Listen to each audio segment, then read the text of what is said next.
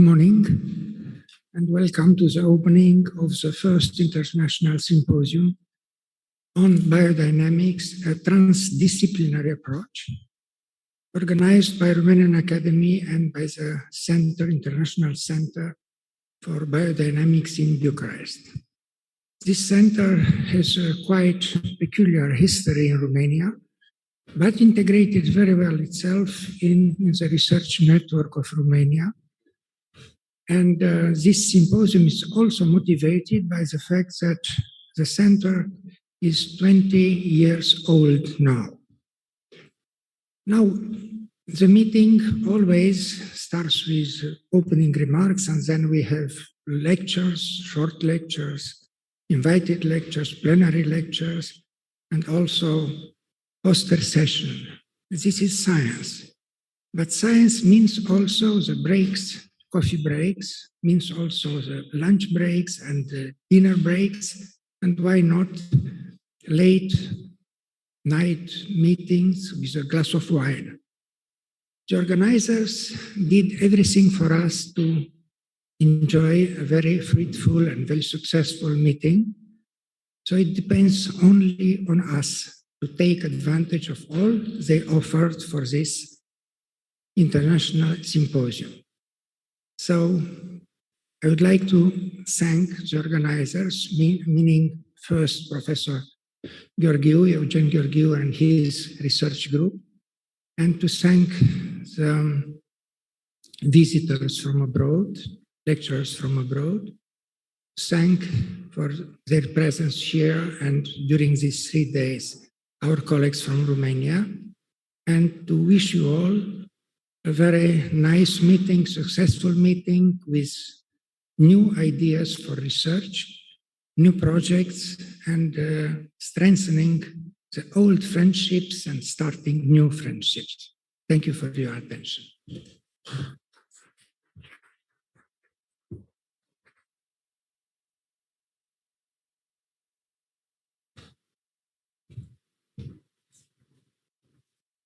Thank you very much for inviting me. I'm honored to be part of this opening ceremony of this scientific symposium. Mr. Vice President of Romanian Academy, Mr. Secretary of State, academicians, dear colleagues, very interesting session or sessions of this symposium regarding cell. I remember when I started studying medicine 40 years ago, we started with cellular biology.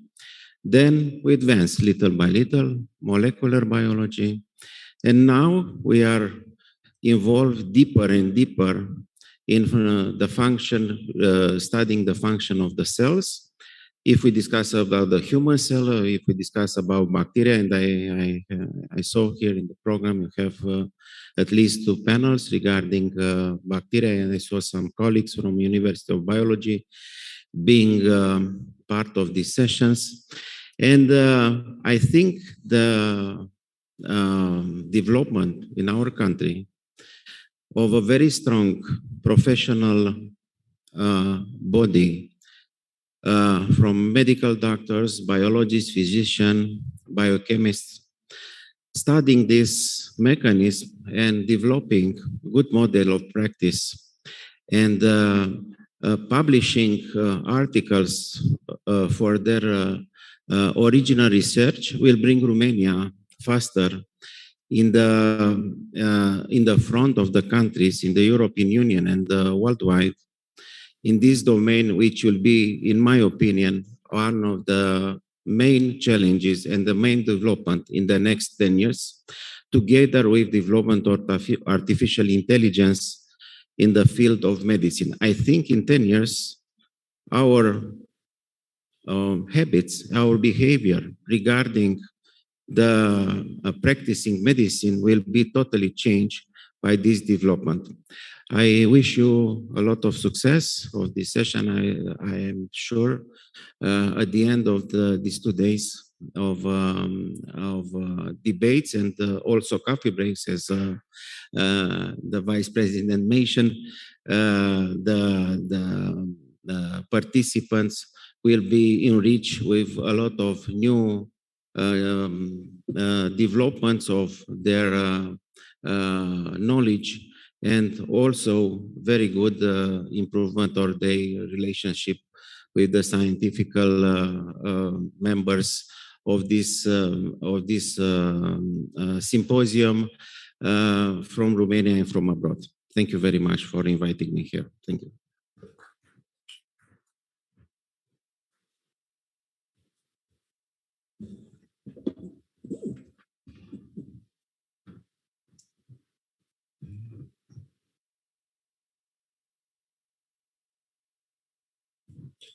Ladies and gentlemen, it gives me great pleasure to join this esteemed audience here today, representing the Ministry of Research, Innovation and Digitalization.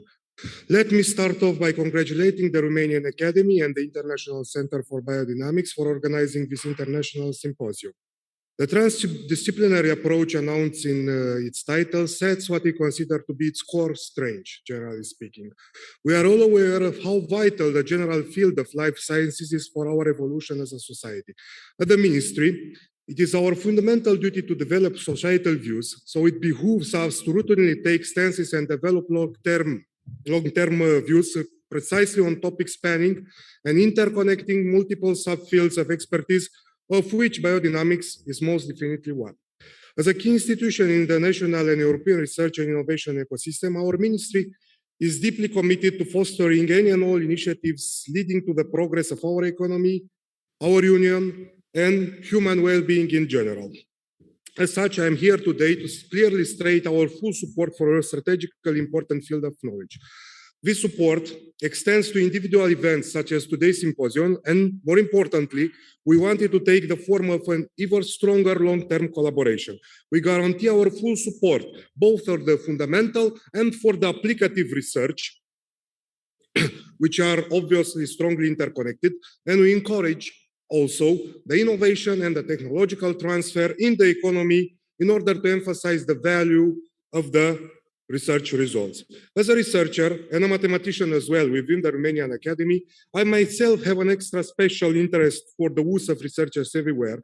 So I will add as a personal note that I previously mentioned institutional support to the extent that it is up to me in my current position of Secretary of State. I will complement with a personal commitment to always take into account closely the advice of the academic community, both international and national.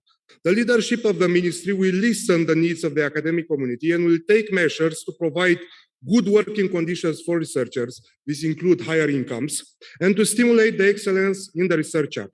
The financing of the research will be increased and will be based on some transparency principles, such as money follow the performance. I hope in this way we will be able to keep the highly qualified human resource here in our country.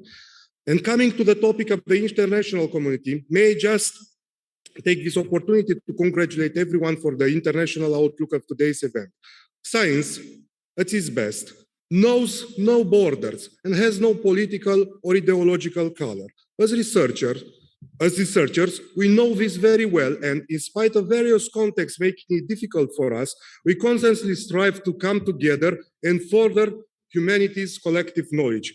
The scientific research actually represent the main tool for assuring a sustainable economic growth.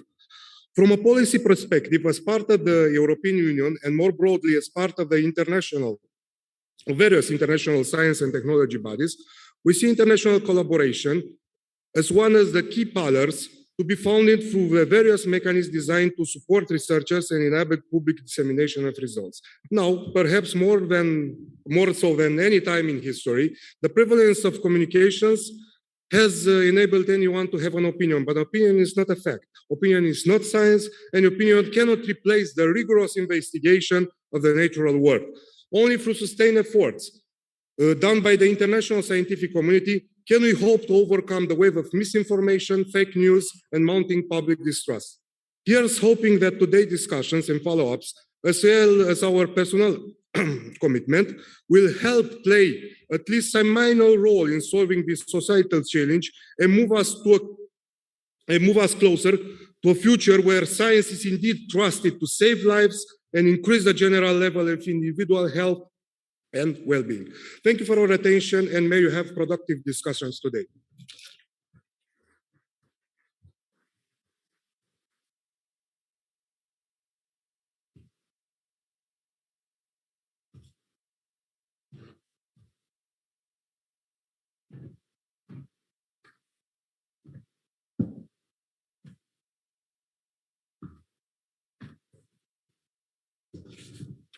Thank you for being here.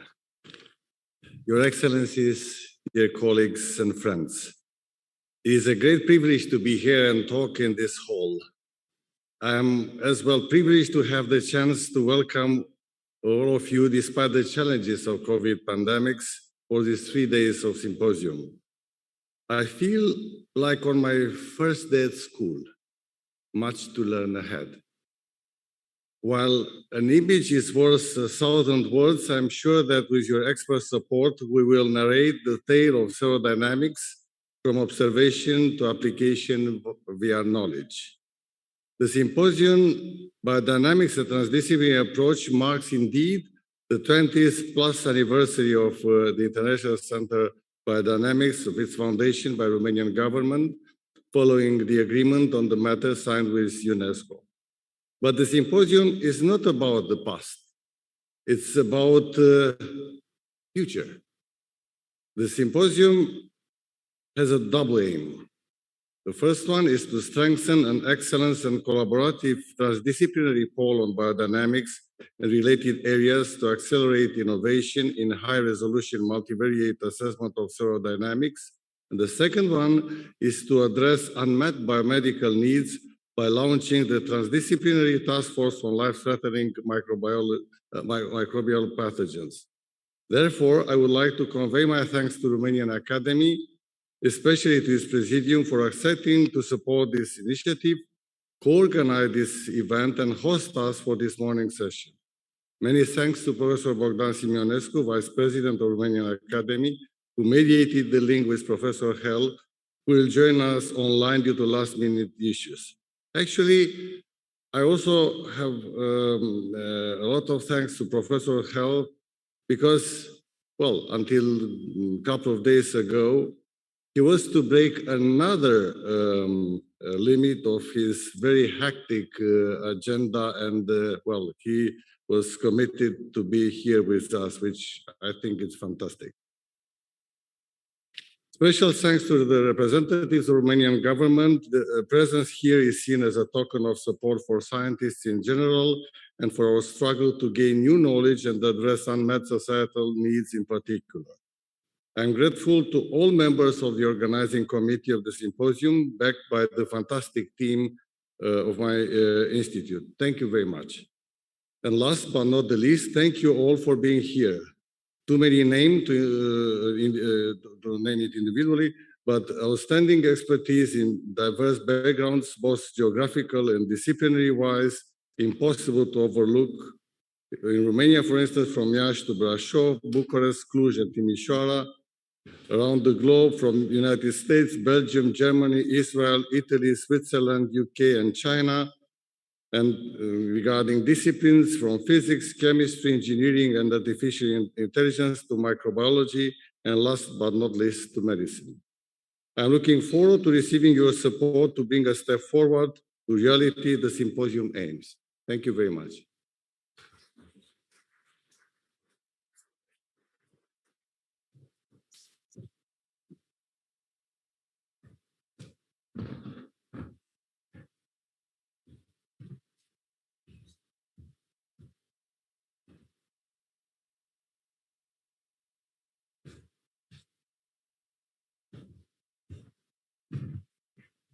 Now we'll start the first session of this symposium, and it is my privilege and my honor to introduce the first plenary speaker.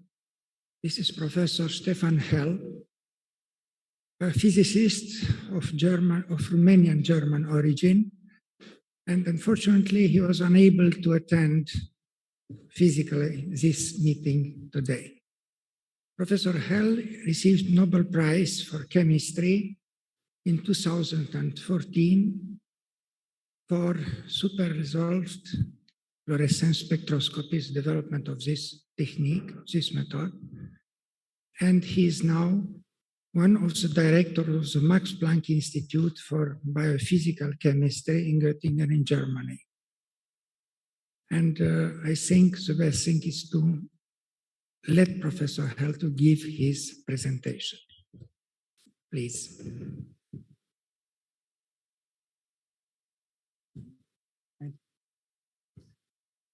A few more minutes, please.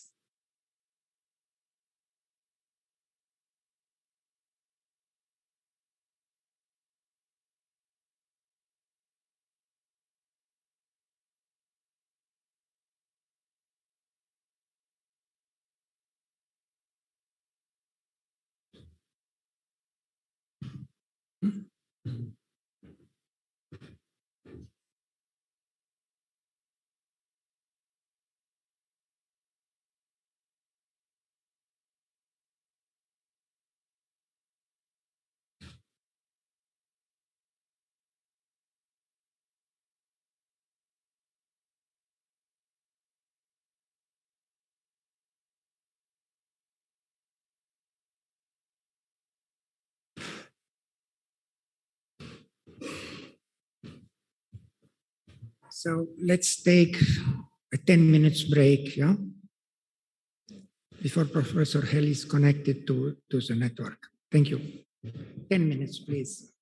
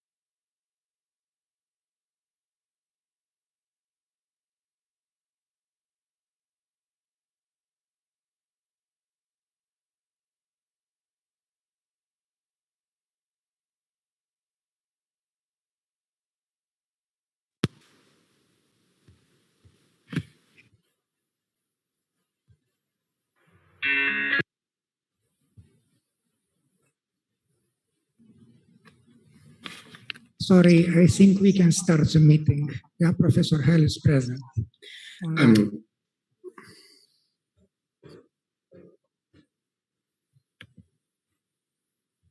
Please take your seats.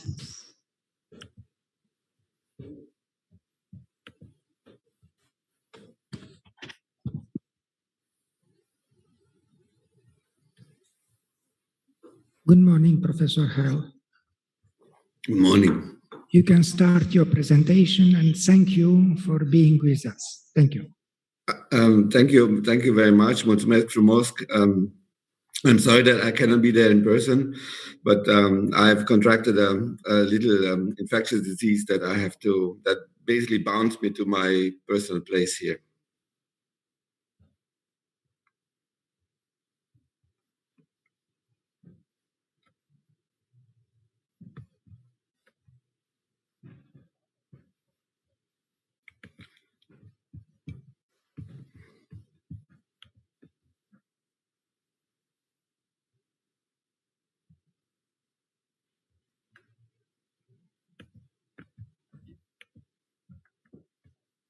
You can start your presentation, please. Okay. Okay. I have to see if...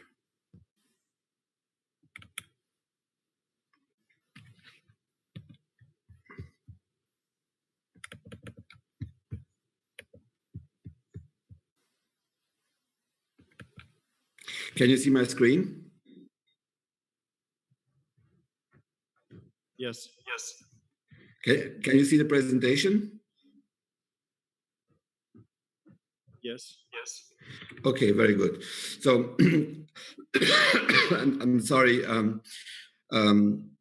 that I cannot be there in person, I would like to speak about the latest development in my lab regarding the increase in spatial resolution in fluorescence light microscopy. So, as many of you will know, the diffraction resolution barrier has been a big impediment, of course, in the light microscope because one could not resolve structures that were smaller than half the wavelengths of light. However, this has changed fundamentally simply because one has found ways to overcome the diffraction barrier in fluorescence microscopy. And the first method that really managed to do so was that of stat microscopy. And this method really gained a spatial resolution that was better by a factor of 10. First demonstrated in 2000, its viability was demonstrated in 2000, and 6 years later, another method was coined called Palmer Storm, which also attained the spatial resolution that was about 10 times better. These two methods are very related, as a matter of fact.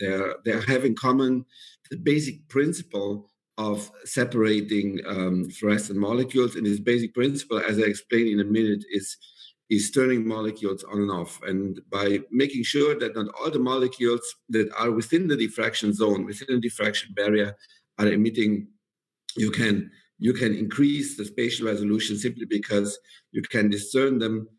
For example, if both my hands are fluorescent molecules, if this molecule is turned off, this one is turned on, and if this one is turned on, this one is turned off.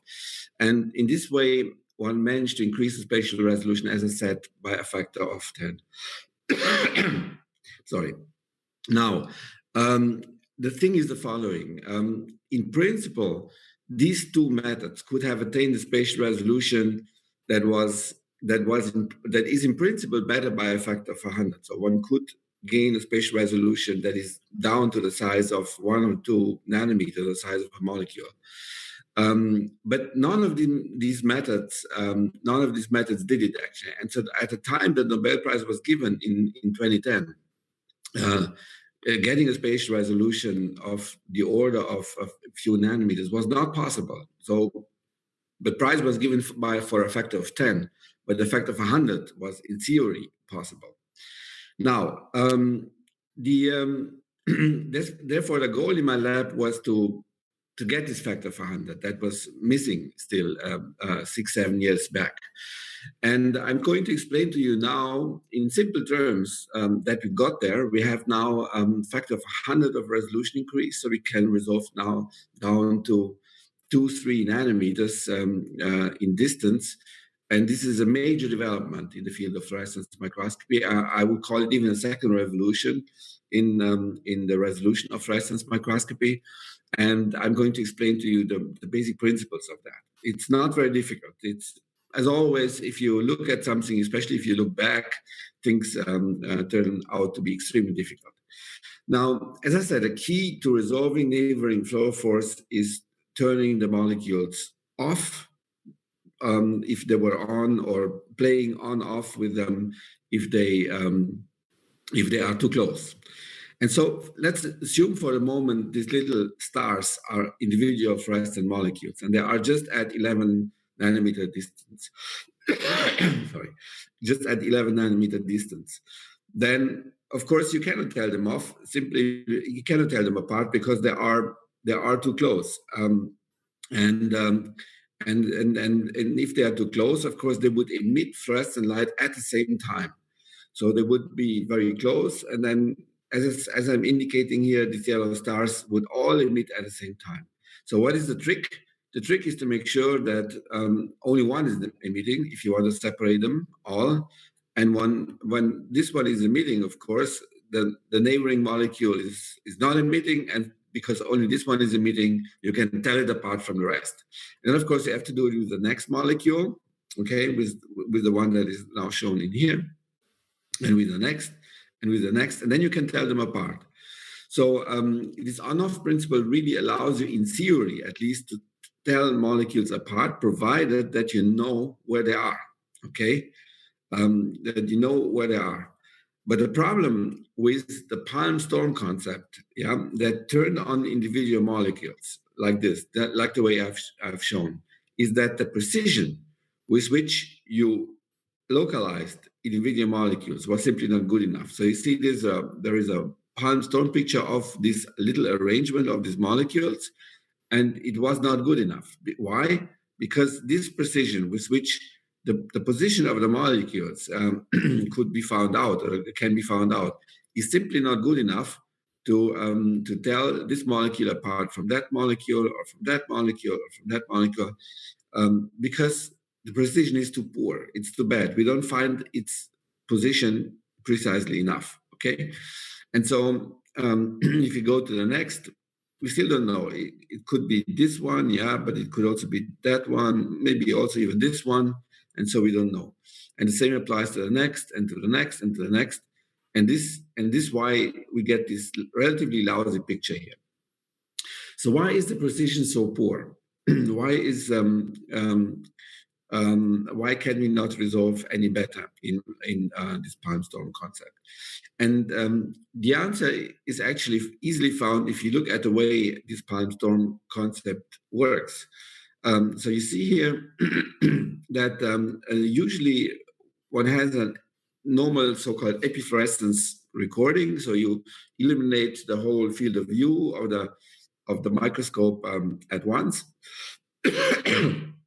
And then you have, say, let's assume you have for the moment a little molecule in here. So how would you locate that molecule? You would locate it just by taking the fluorescence of that molecule, collect the fluorescence with the lens, take a camera, and then project it onto the camera.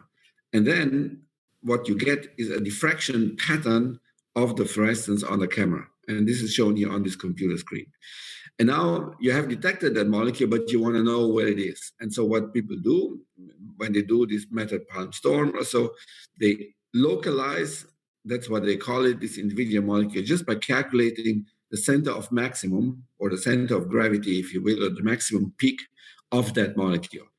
And that can be done with a certain precision that is given, that scales inversely with the square root of the number of photons that are detected on a camera. So if I'm getting more photons, 10 times more photons, I will be more precise by a factor of square root of 10. Okay, so it's very clear what you want to do. If you want to find out where the molecule is located with very high precision, you want to collect many, many, many photons, because then you can find out that position of the molecule is very, very high precision. Okay. So this is what people call localization, but I will show you that this way of localizing molecules is not very effective in terms of the photons that you get, and therefore it causes a lot of problems and limits in the palm storm concept. And this was the main reason why in the previous example, we could not separate the molecules at 11 nanometer distance. And so what is the weakness of this concept? The weakness is that you need to maximize the number of fluorescent photons. And that means that if the fluorescent molecule goes away by bleaching or something, then it's a problem. It's because you don't get photons anymore, so N doesn't become large. If you need large numbers, it means also you have to wait, because it takes time until the photons come, yeah, and so it's slow. And then there is another problem that you may appreciate. The fluorescent transition, of course, the dipole transition, if the molecule is oriented in the wrong way, then the pattern shifts. And that all contributes actually to the fact that the localization precision is not as good as it could be in theory. And so I came up with another way of finding out where the molecule is. And that other way actually takes a very key idea from the STAT principle, which, as you may know, uses a donut beam in order to define where the molecule is. Now, in the STAT microscope, the donut is used to turn fluorescence or turn molecules off. Here, we use it to turn molecules on. So it's, in essence, the same thing, but just the wavelength has a different purpose, namely turning molecules on.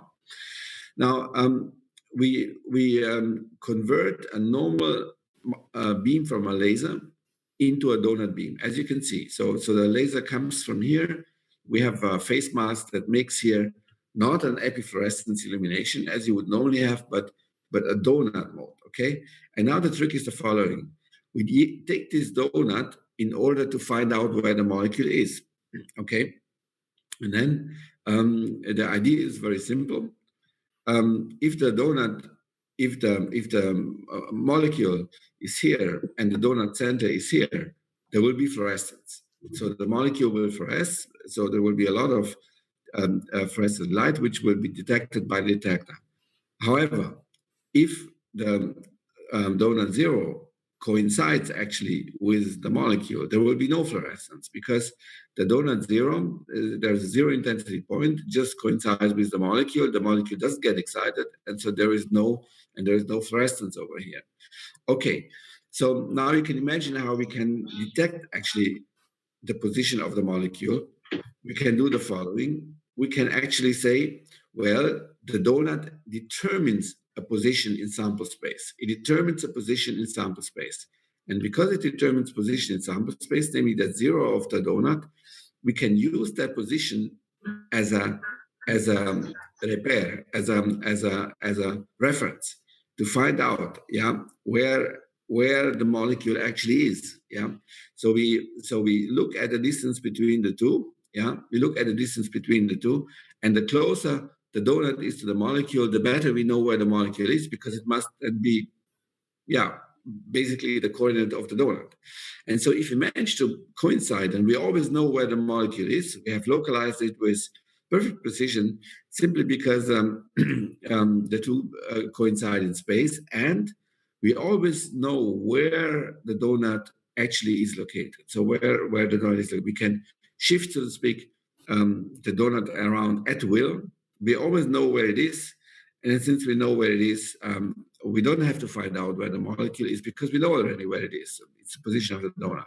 And so the basic idea is to locate the position of the molecule with the known position of the donut, zero, and just finding out the little, say, distance that is left between the molecule and the donut zero helps us saving a lot of photons. So that's why we can be faster, more precise, and so on.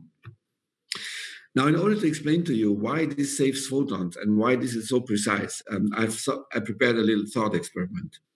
I have introduced this little demon, and this demon, if you will, like Maxwell demon, knows roughly where the molecule goes, or knows where the molecule goes. He knows something we humans don't know, of course. I'm going to show you now that this demon can create a model that tracks the position of the molecule without requiring any fluorescence emission. And so, for example, the demon, knowing where the molecule goes, shifts actually the donut around such that the zero always coincides with the position of the molecule. And now, because of that, the demon can trace the position of the molecule with arbitrary precision. It knows exactly where the molecule is without requiring any single fluorescence emission, because the molecule is located in the central zero of the donut spot. So what I'm saying with the thought experiment is we get a precise localization without requiring any fluorescence emission, and there's also no wavelength dependence. This is kind of weird, but it's not that weird if you think about it. Since we are matching 2 points, the star and the donut zero, there is no wavelength dependence anymore. So it's just matching 2 points, and it doesn't matter of whether we use green light or blue light or red light for the resolution. Of course, we use a light that excites the molecule, so that's clear. But other than that, the resolution per se, or the precision with which you find out the position of the molecule, doesn't scale with the wavelengths anymore. So we cannot. Okay, sorry. We cannot have demons. Demons do not exist, of course. But what we can do is we can actually replace the demon with a controller, with an electronics. And then this electronics measures actually how many photons are detected, and the electronics then pushes actually the donut around. And so in reality, what we can do is we can do the following. We can have the controller measure actually the detections. And if the molecule doesn't coincide perfectly with the zero of the donut, then there will be detections. And those detections are then used to shift the donut around in such a way that the zero of the donut comes very close to the position of the molecule. Yeah? And you can imagine the closer it is, the better you have located the molecule, because the majority of the coordinate determination is actually done by the donut, and the residual fluorescence, yeah, that just tells us the distance, actually the remaining distance between the donut zero and the molecule. And so this is why we need much fewer photons to find out the position of the molecule. Now, I've called this method min-flux. It stands for minimum or minimum flux of the fluorescent photon. And now I'm going to show you how we actually find out the position of the molecule. So far you've just seen the donut moving around, but the question is how do you have to move it around in reality, in practice? So let's assume for the moment that this is the molecule, of course. Then we assume that the molecule is placed within this distance L.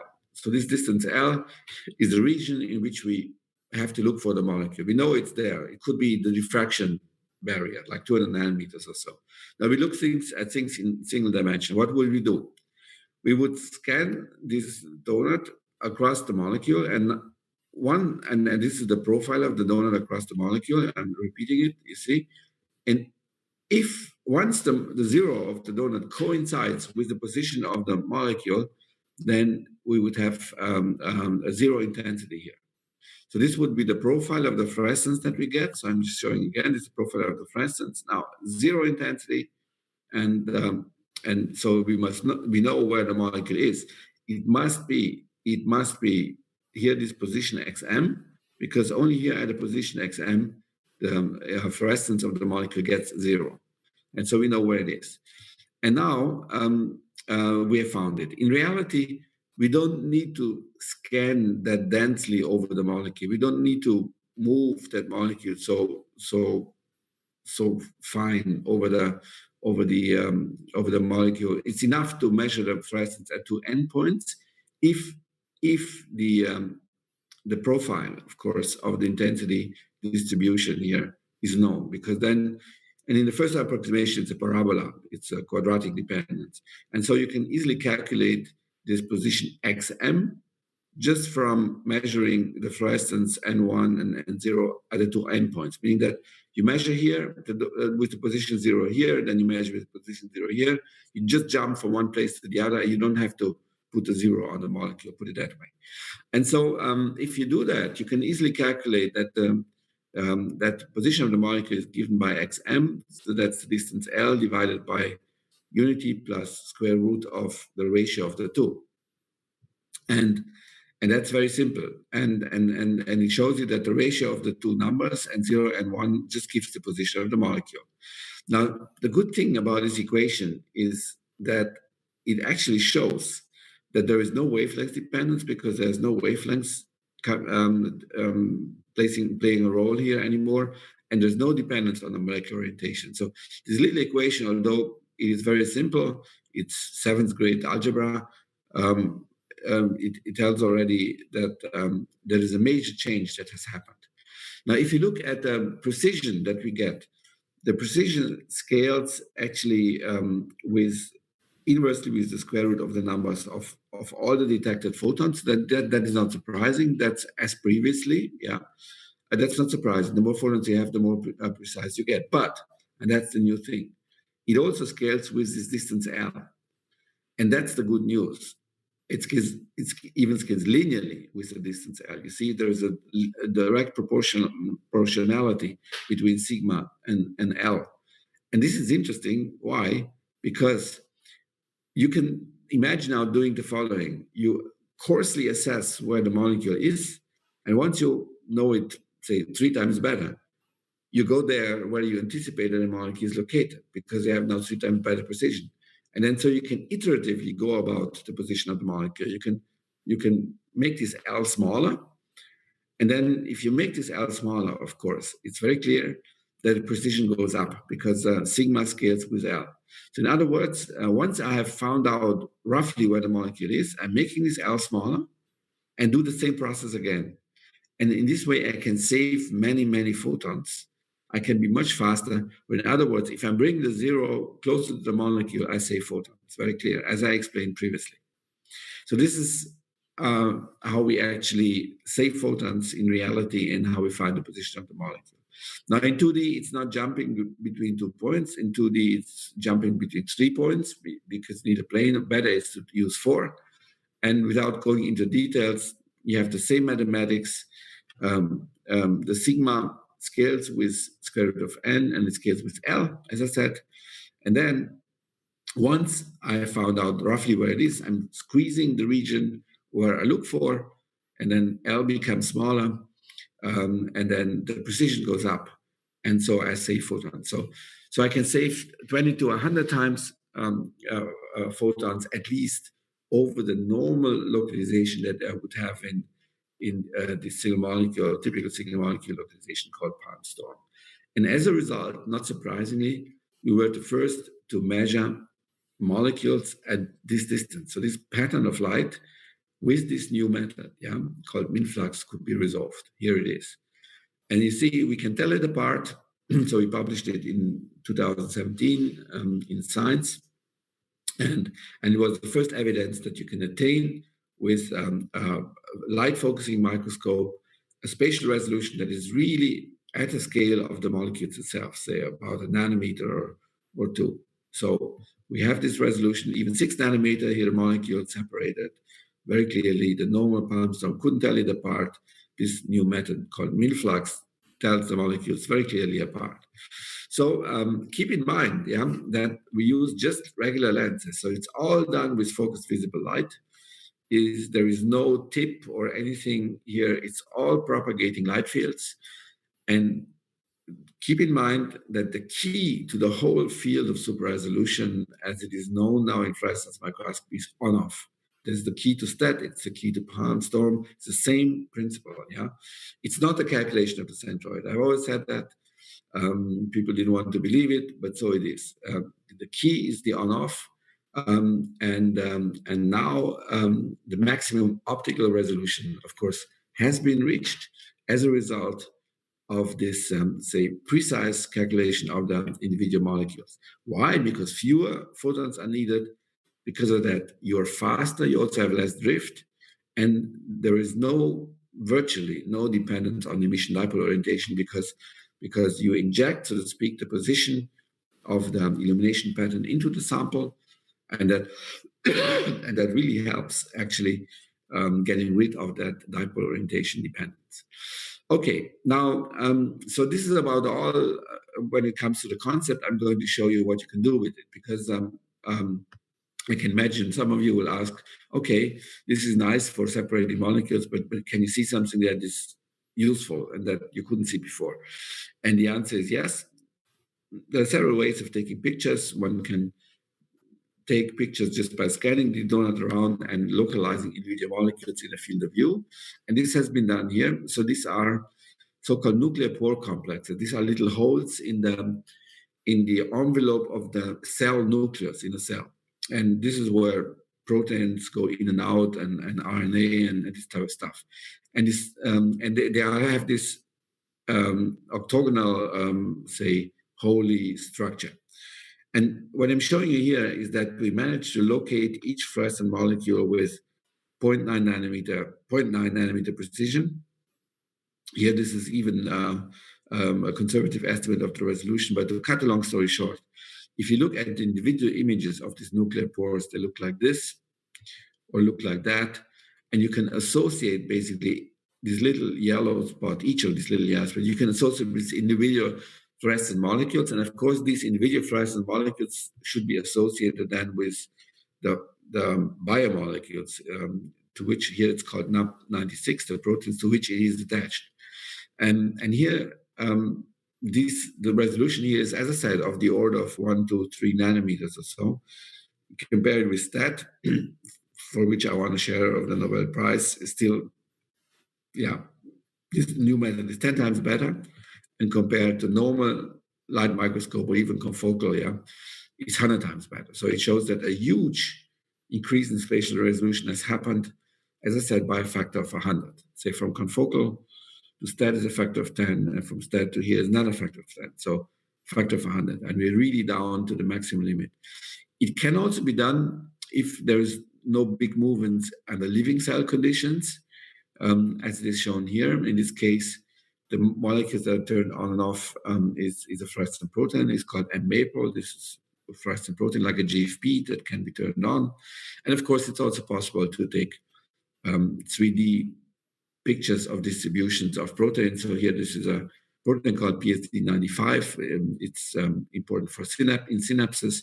And this is the distribution of this protein in 3D.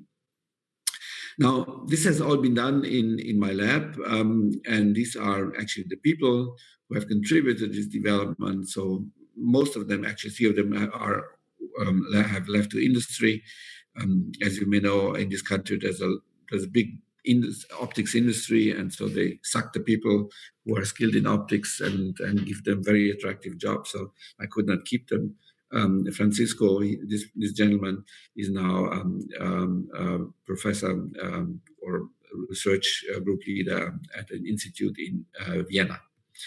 Now, in order to have an impact, and please don't get me wrong, I don't want to advertise this to you, but in order to have an impact, you have to collaborate, or you have to work with an optics manufacturer. You have to work with a company. Otherwise, it doesn't work.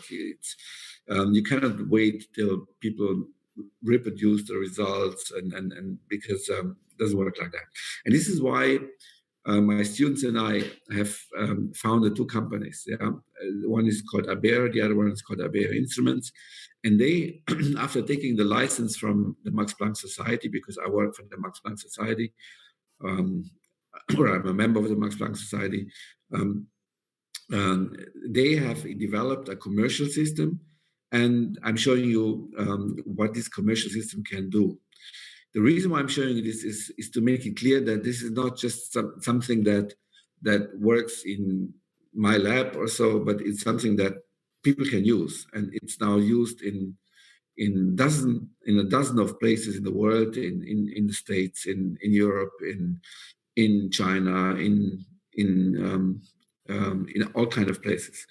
Now, again, it shows, and it shows a little movie where we locate the molecules with very high precision, both in X, Y, and in Z, with a special donut that looks like this. I don't want to bore you with the details, but the cut a long story short, this is confocal, and then we turn to min-flux, and now we can see this nuclear pore complex even in 3D. So you see there's a layer above and below,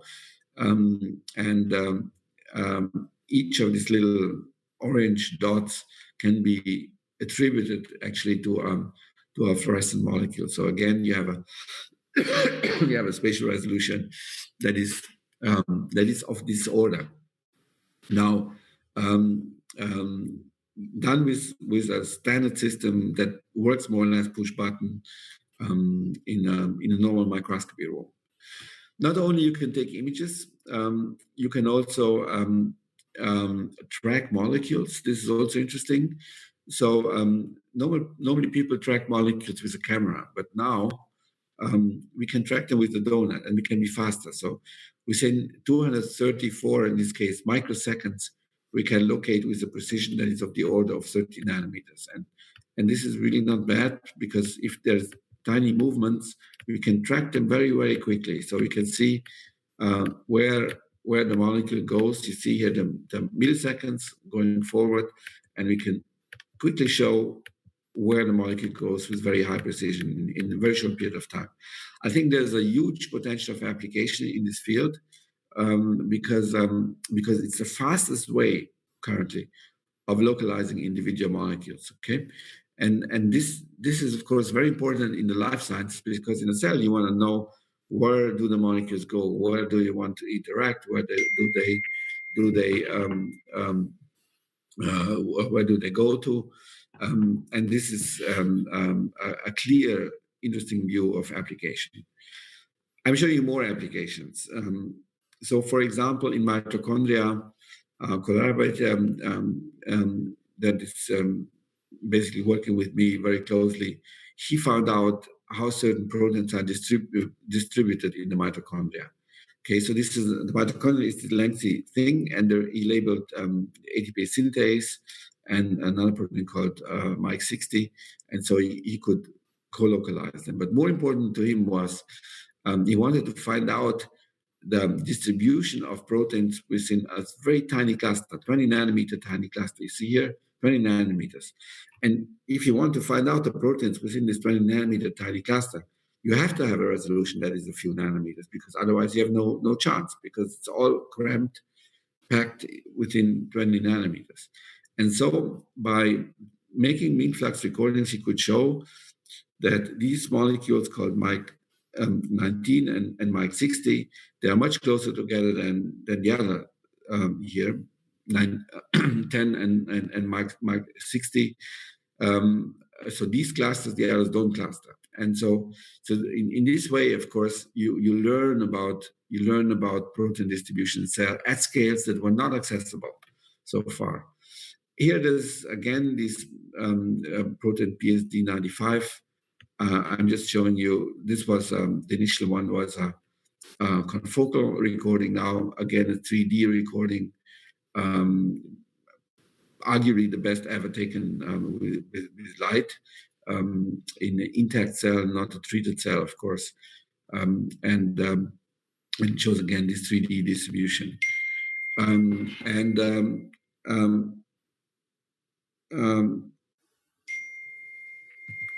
What I'm showing you here is another application. This is actually a protein arrangement actually that was found in axons in neurons, and so this was you see it looks like a lattice, yeah. And there's a story, an anecdote I want to tell you. So it was first seen by a colleague, Zhao Weizhuang and her PhD students at Harvard. And then they want to publish it and send it to Science. And the reviewers didn't believe it, said, oh, we have not seen such a thing with electron microscopy. So I'm sure this is not true. This is an artifact. And then we looked at it with STAT and we could confirm it. Say, no, this is true. This structure is there. And now with the MinFlux, we get even better details. Yeah, so arguably the best details ever taken, yeah, of this structure that was not seen by electron microscopy. So electron microscopy completely missed it out. Why? Because although they have the spatial resolution, they don't have the molecular specificity, and that's of course also needed in order if you want to find things out. And so this is here, this protein beta to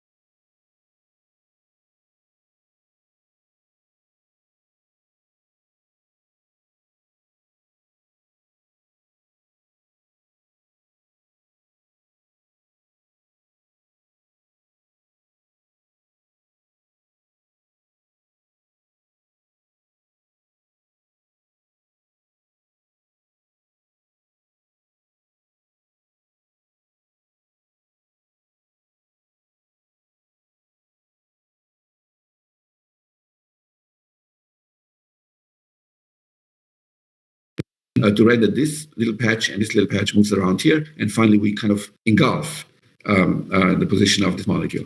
And the advantage of this way of doing min-flux, so we call it actually min-stat, is that it keeps the background low, because the stat beam has the advantage of keeping the background low.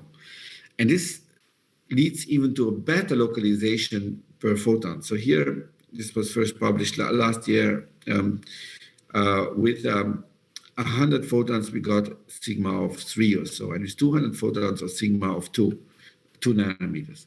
So meaning that this really is very, very effective, even better than min-flux. And so here you see the evolution, resolution, confocal, stat, and now this new method, which we call min-stat. Okay, and you see the details again. This is stuff in mitochondria. It's maybe not that important, but again, what I'm saying is that within 1,200 counts, you get something like 2 nanometers, and this is not bad. You can do it even better, and this is something that it's not really published. It's published in a preprint, but not out in the peer review process. You can even shift the stat beam wavelengths towards the blue. That really makes it even more effective. And I'm showing you this. This is a detail. You don't have to worry about whether you understand everything. You don't have to understand everything. But the point I'm making here is that with about, say, what is it, 300 counts, 200 counts, 400 counts, I'm getting to 1 nanometer precision, so even better. So now the fight for every nanometer gets harder, because once you're down, it's harder to increase the precision any further. But the most striking result is that you can kind of assess based on the measurement that with 10,000 photons, which is realistic, you get down to 2.3 angstroms, so to a fraction of a nanometer, and that is really making a difference, because it shows that you can really get down to numbers with the light microscope that are not truly anticipated. Meaning that it's smaller than the precision is higher than the size of the fluorescent molecule. So this is something that you have to keep in mind. So the molecule is maybe 2 nanometers in size, and the precision with which you get a position can be in the angstrom range, as a matter of fact. So we were able to determine molecular patterns like this. So here you see they are 6 nanometers apart, so from each other. This is an artificially arranged pattern of molecules clearly taken apart, clearly resolved. Here, molecules are 4 nanometers apart. Just for your reference, this is the size of a fluorescent molecule, just the size, and it's also reproduced in here. So although the distance are just at the size of the molecules, we can tell them apart, we can separate them. And keep in mind, this is all done with visible light and regular lenses. So the resolution really is down at the molecular scale. And even the nuclear pores that I've shown as a demonstration of the resolution get better. So here, again, nuclear pore images. If you take, and that's electron microscopy usually do that, they make overlays of many images, and we have made overlays here, and you see that an overlay of 70 images give us very nicely, actually, the diameter of this nuclear pore, and it shows this beautiful 8-fold symmetry. You can even speculate that there are dimers in here, which there are, and this shows how good this whole thing became. So with that, I'm summing up basically. So what I'm saying is that these new methods called min-flux and min-stat are, in my view, a sort of second revolution, of super resolution development. So not only the resolution got better by a factor of 10, as was the case at the time the Nobel Prize was given, it's now better by a factor of 100. And if you have a factor of 100, it really means that this will make a big difference, because you can map molecules much better, given that you can label them with a fluorophore. And another big area of application, in my view, is watching changes of movements of molecules with very, very high precision. I think this is something that is coming. And I think also it will have implications in drug discovery and things like that. And so there's more to come. History has always shown if there's a major breakthrough in the resolution of a certain technique, there's always applications to follow. And with that, I thank you, and I'm happy to take questions now. Thank you very much.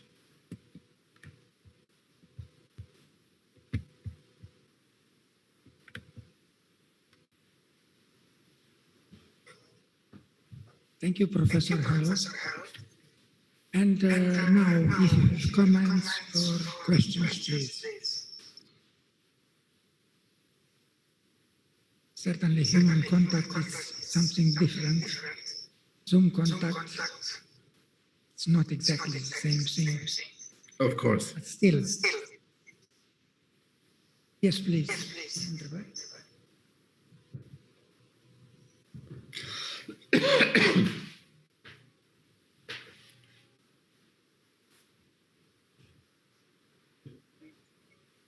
I have stand like this. Okay. Okay, there on the front. Okay. The question concerning the dynamics with mini-STAD, is it the resolution also at the microsecond as you showed before? Very good question. Very good question. With min flux, the resolution right now is in the range, as I said, of 200 microseconds when it comes to a localization precision of something like 13, 15 nanometers. I think it could be done better, but not much, because it's limited by background. But it's, as a ballpark, it's millisecond per say something like 10 nanometer precision.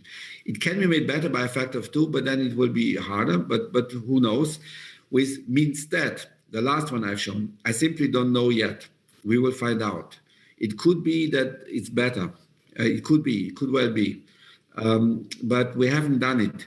The downside of min-STAD is that you have to use pulsed beams. In the min-flux, you don't have to use pulsed beams. You can use continuous wave beams. Okay. But with min-STAD, you have to use pulse beams. And if you use pulse beams, the photon rate is not that high. Okay? But who never knows, because the background is lower. So we will find it out. We are trying it out now, and hopefully it'll be better. But as I said, there's no other method that can track individual molecules so precisely in such a short time as min-flux. I do not know of any other method. Okay. And this has implications, of course, for many single molecule tracking biophysical experiments. I was also more thinking about actually monitoring the binding, what you alluded in one part of one molecule to another, or even actually conformational changes, because yes, I agree. Incredible thing if it is possible to do. So I'm sorry. Yes. That's something that I'm very confident. And it's not so much my field because I'm just a physicist and I'm developing these optical instruments. But you are right. So I'm speculating that maybe you can see conformational changes. You attach a fluorophore here and you attach a fluorophore here, and then you look at the distance. And people have done that with fluorescence resonant angular transfer, which works, yeah, but it has problems because there's orientation problems and you get only a yes and no answer. You don't see the actual distance, that's very hard. But with this method, you will be able to see the actual distance. And I'm 100% sure this will come because there's no reason why it shouldn't come because the physics is there. It's just a matter of doing it and labeling it and measuring. And following live, I mean, that's the key thing of the dynamics, right? Following it. Yes. So I believe this is a new field. Yeah, if you ask me, it's a new field, a new research field. Thank you very much. Thank you for the answer. Yeah, thanks for the question. I will pass it. Thank you. More questions?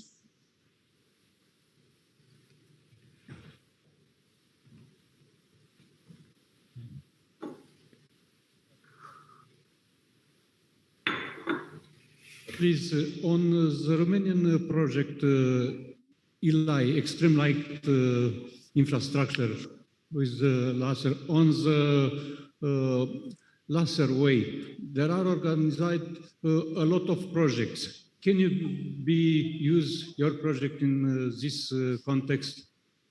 I think it's an interesting question. First of all, I'm not so well familiar with the project. I know, of course, of this project, but I've not been involved in any way in that project. And I think it's a totally different area of application because we use very low light levels. We use light levels of the order of microwatts.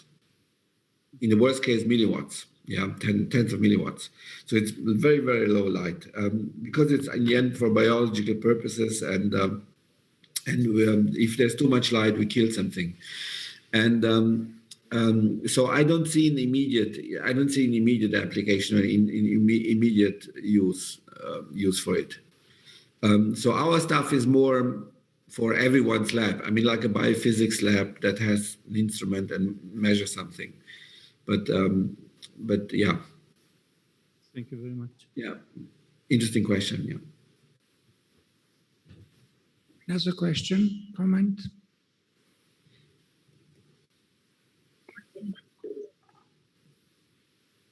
So if not, thank you again for your presentation, and we all hope next time you'll be in this Grand Hall of Romanian. Yeah, very nice. Yeah. Your lecture.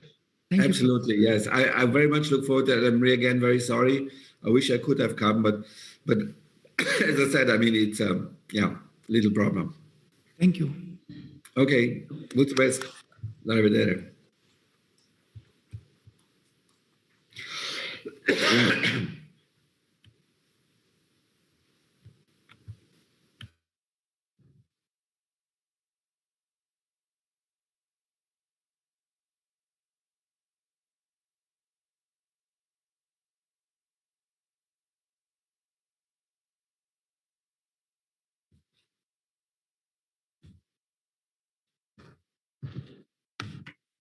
Yeah, good morning. So let me first introduce myself. I'm Björn Kemper from the University of Münster in Germany, and I will now share the next session. And now we switch from fluorescence microscopy to label-free imaging. And yeah, I'm very glad that I can here announce now several colleagues from the field of quantitative phase imaging, where I belong to. And I think what all these presentations have in common now is that one challenge of label-free imaging is lack of chemical specificity. And here we have several topics where this is addressed. And this is done by different approaches, for example, computational procedures. Then we have dynamics measurements, or also electrically optical approaches, and also tomography and fluidics in combinations. And so yeah, the first talk I introduce now is phase imaging with computational specificity for biomedical application. And here it's presented by Gabriel Popescu, and from the University of Illinois in the US. And yeah.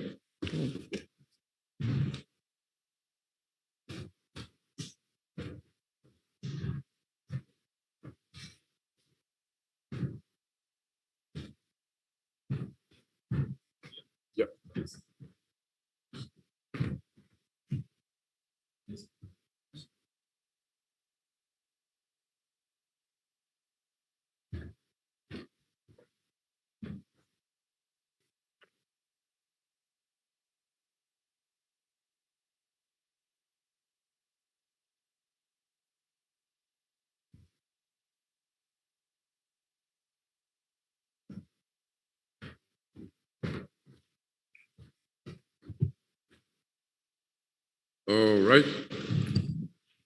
Good morning, everybody. I'd like to thank Eugene and the committee for the invitation. It's a great honor to be here. I'd like to wish them a happy birthday and congratulate them for the all the productive work at the center over the past 20 years, and here's to 20 more productive years. And I'd like to thank the Academy, some Academy members here for hosting us in this beautiful venue. So I'm in a very tough position to follow Professor Hell's talk, but I'll try to do my best.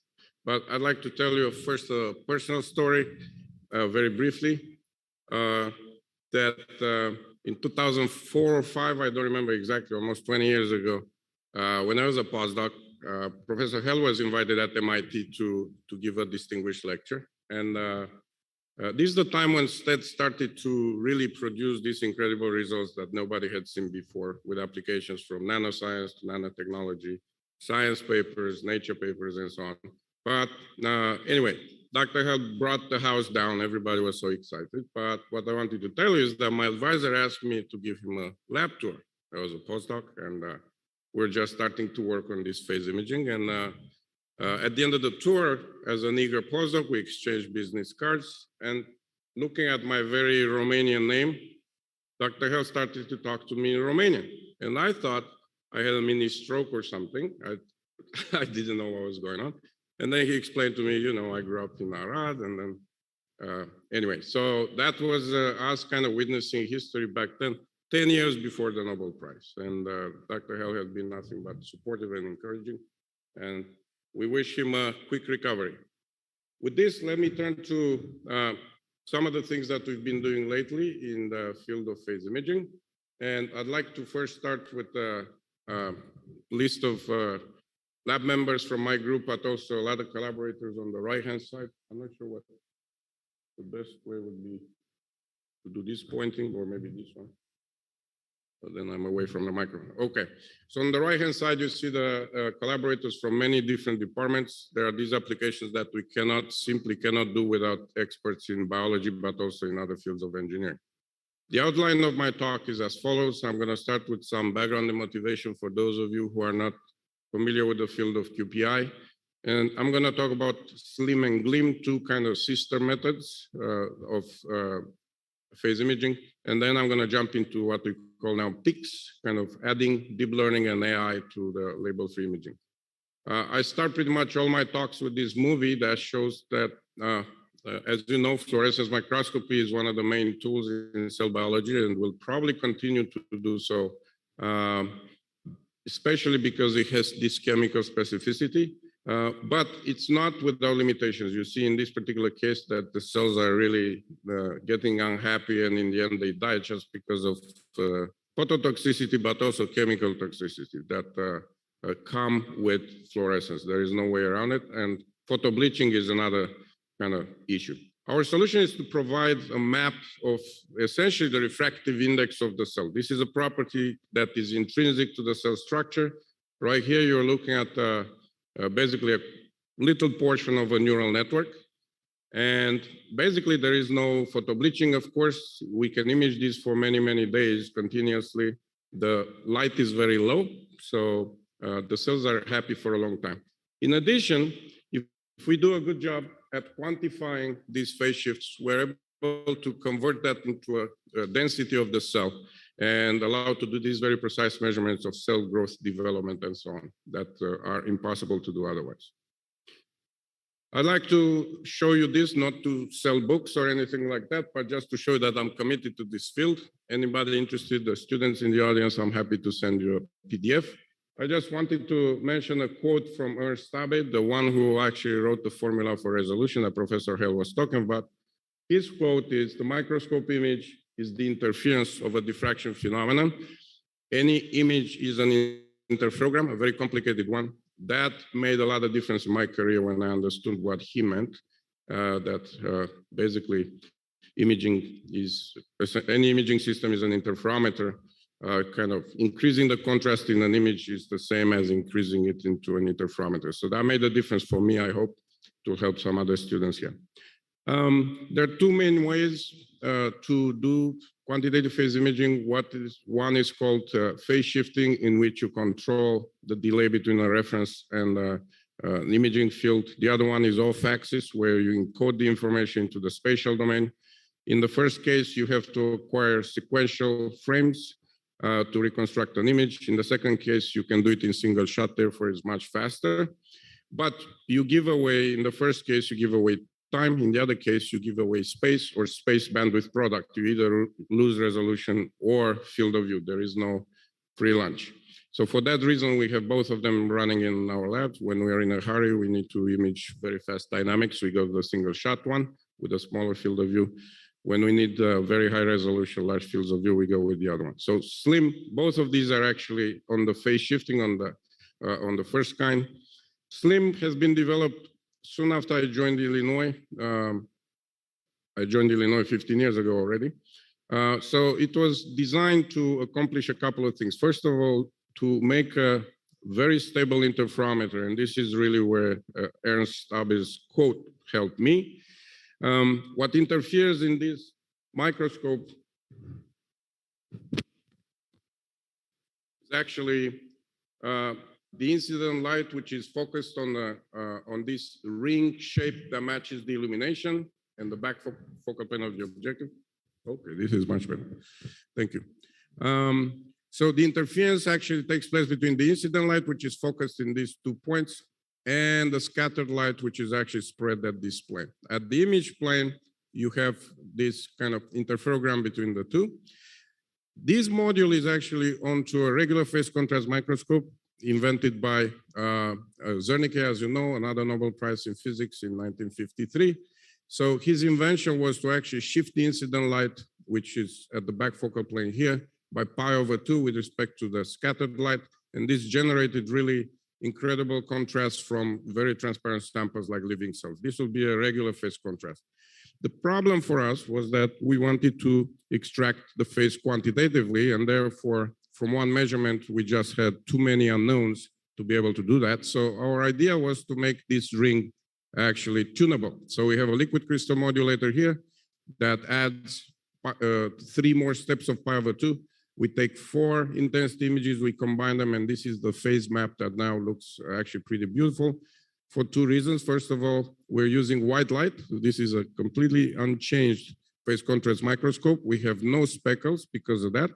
And as I'm going to show you in a second, this interferometer is very, very stable. If you imagine a Michelson interferometer, where you separate physically the 2 interfering beams, the interfering beams here are actually very close to one another, very, very stable. So we can image for many, many days, maintaining nanoscale stability in terms of path length. So you look at the neuron here, these are nanometers of optical path lengths. The nucleolus is always the highest refractive index in the cell. And you look at these incredible details that were not possible before.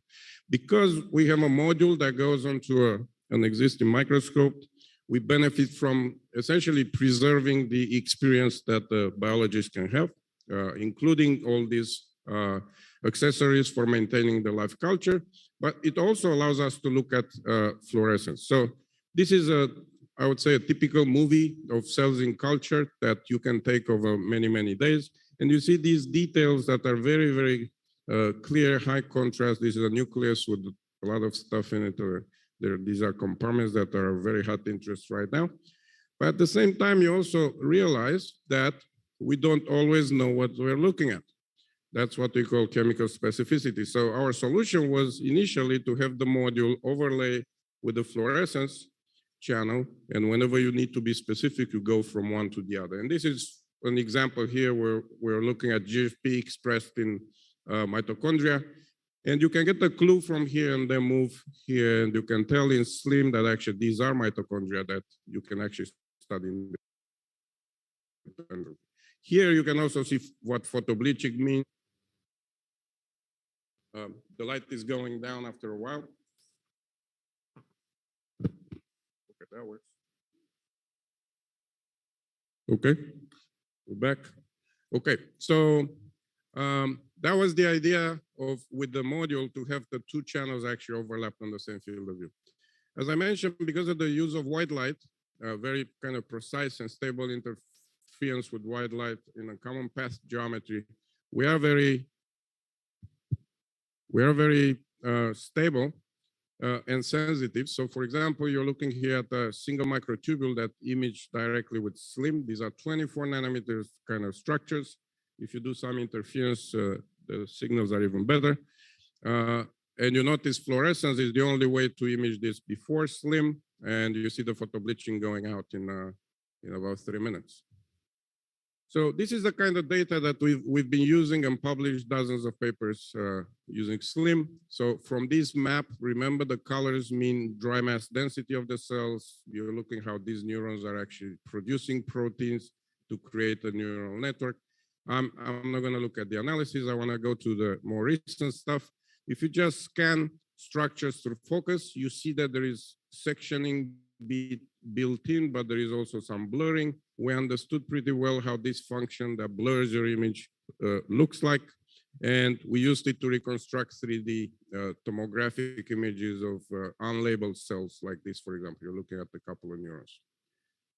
However, we reached the limit with SLIM when it comes to thick structures. So looking at an embryo like this, it is a bovine embryo, 250 microns, you can tell the contrast is very low. And actually, this projector makes it even worse, but it's actually very low contrast. So we had to come up with a new idea because we understood what the problem was. We understood that basically the incident light in SLIM is what acts as a reference in our interferometer.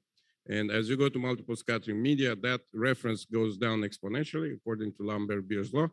And you end up with a very weak reference interfering with a very strong scatter field, which is a recipe for a very low contrast interferogram. And as Abe said, it's a low contrast image as a result of that. So we were looking for a geometry that would allow us to have two interfering beams of equal power. It turns out that the DIC or Nomarsky microscope is actually doing exactly that. You have two images that interfere that are identical, but they're shifted slightly transversely. Otherwise equal in power. So we built a module that actually controls the phase in the same way SLIM does for phase contrast. The GLIM module does that for the Nomarsky.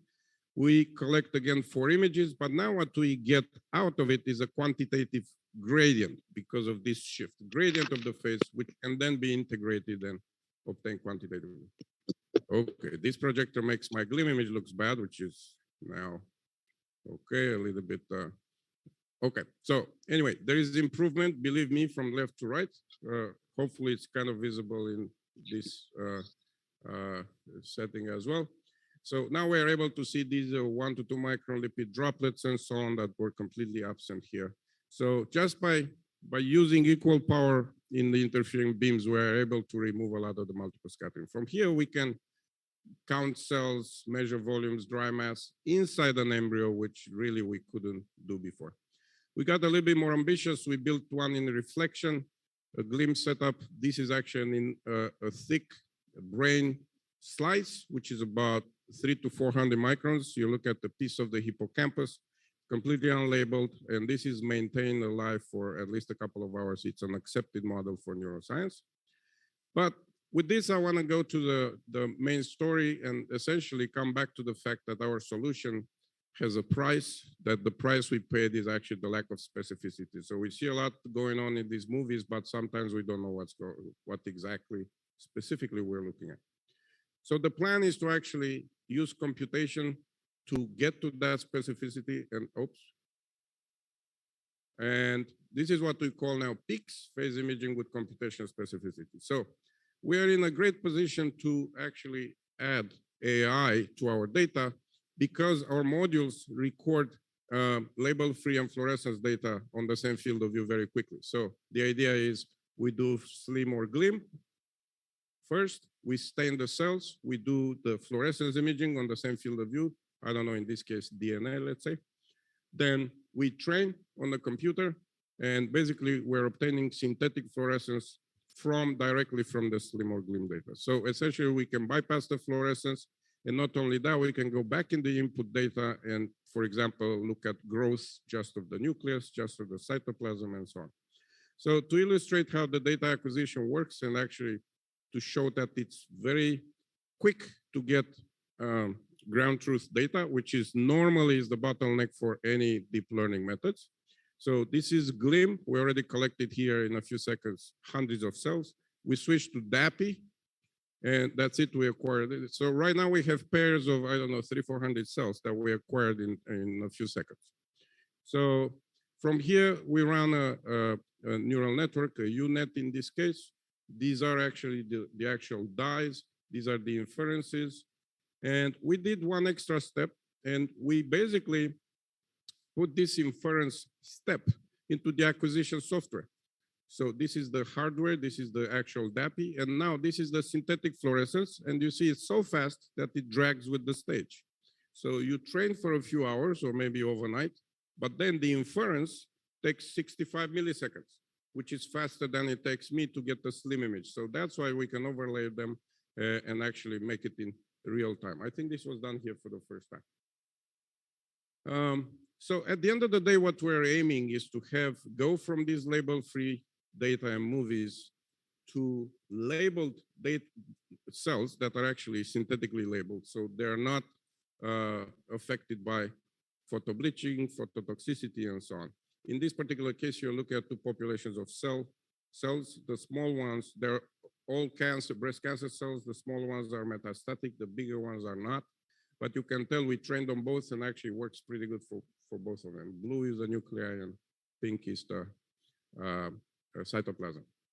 We got more and more ambitious, so we moved to another application, which is label-free viability of single cells. This was motivated by a visit I had at one of the big pharma companies. I'm not going to name it. So they're doing protein production using huge tanks of cells that cost $250,000 a run, 50 days process.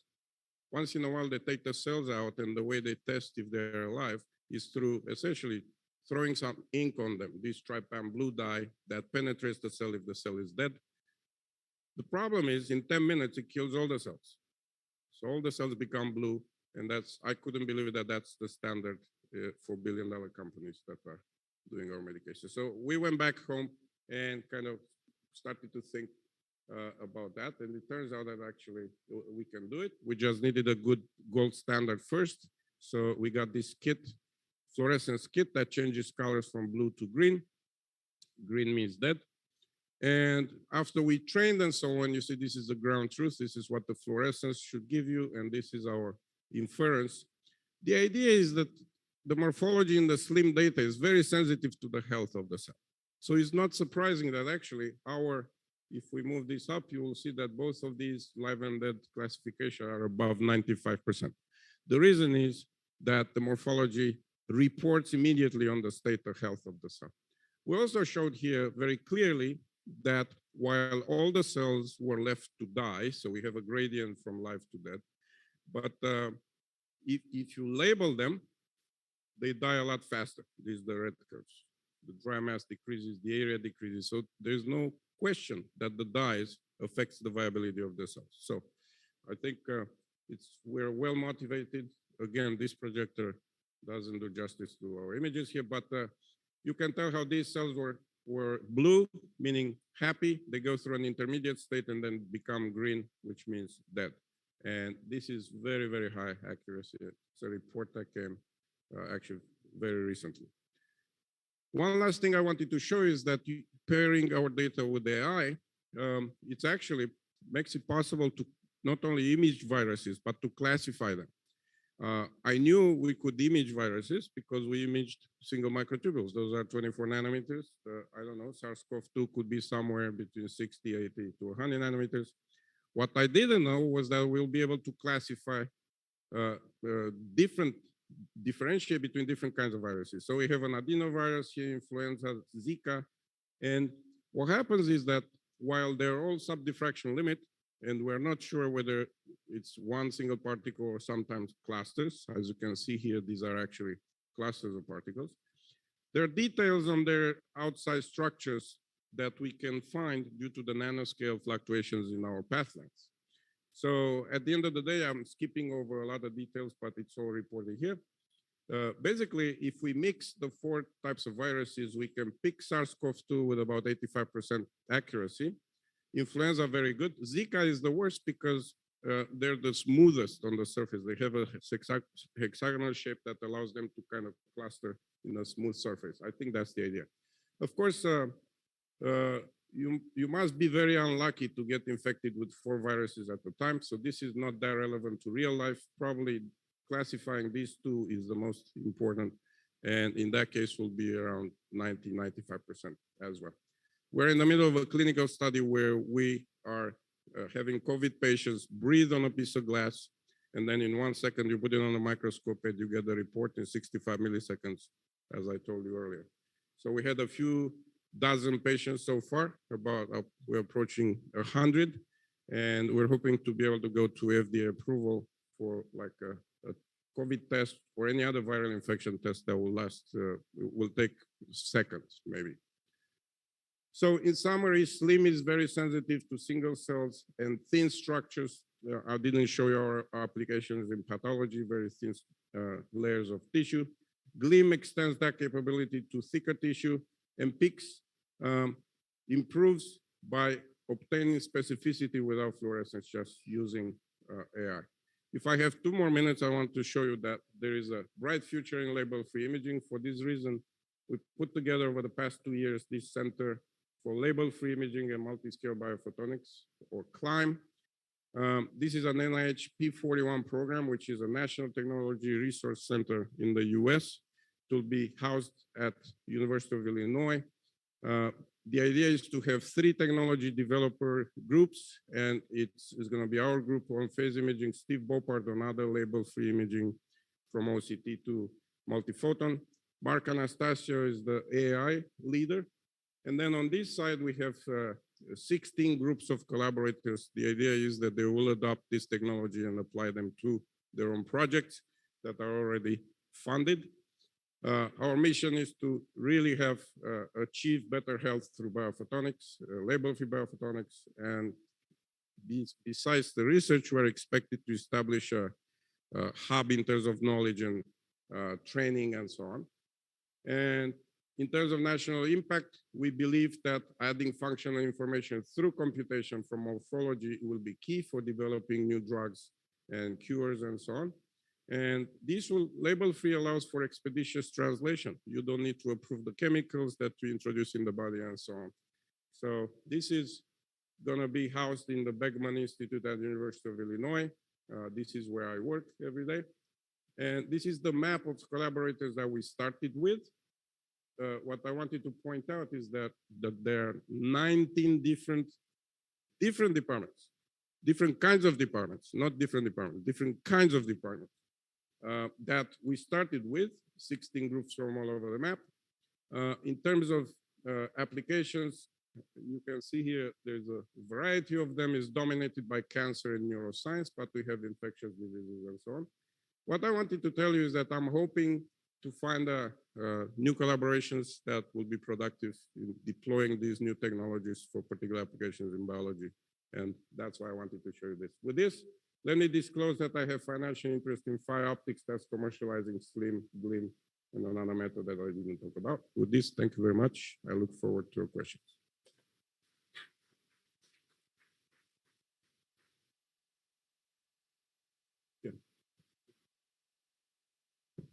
Yeah. Yeah, so thank you very much for this very impressive talk. So are there questions from the audience?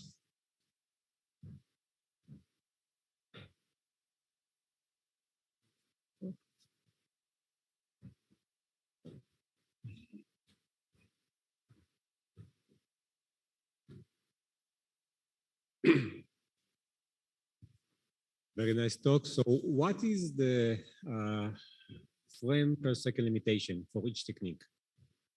Sorry, how fast can you acquire in each technique? How fast can we acquire the input data? Yes. Okay, so they're both about the same limitations. They have the same limitation in terms of the liquid crystal modulator. We're getting the fastest ones on the market and the most expensive. They claim 160 hertz. We have to slow it down to 60 because otherwise they count differently. So our phase has to be very stable. So I would say 60 is the maximum. Divide by 4, that gives us 15 frames a second for SLIM and GLIM. For how many pixels? It's full resolution of the camera 4 or 5 megapixels. Okay, thank you. Thanks. Further questions? Over there. Very cool approach. Have you tried anything like Golgi staining, for instance, to see whether you can acquire the images? This would be a perfect application because it's transmitted light. Thank you. We just started to do that.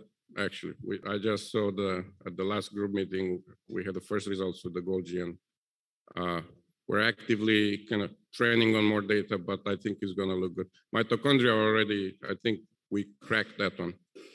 So you can image mitochondria label-free for a long time without damage. We're looking at various treatments for cancer and aging, and it looks kind of cool.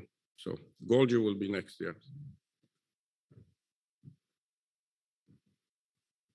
Can you also image some extracellular components, like a mucus or something like this? Yes, I took that movie out with the collagen. I hope you can show us. Okay, that at least I can. I have it on my laptop. Okay. So we have a lot of projects on pathology, and essentially extracellular matrix turns out to be very informative on prediction on patient viability in breast cancer, for example, but also in prostate. So SLIM is actually a very good tool for imaging collagen. So you get images that are compatible with second harmonic, except it's much faster, much less expensive. And now AI combined with this gives you just pure collagen signals, which is incredible. So yeah, I can share some movies. Okay, Yeah. Thank you.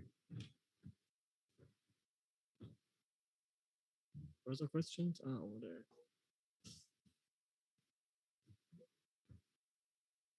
Thank you for the wonderful talk. I was somehow surprised by the term you used, morpholomics.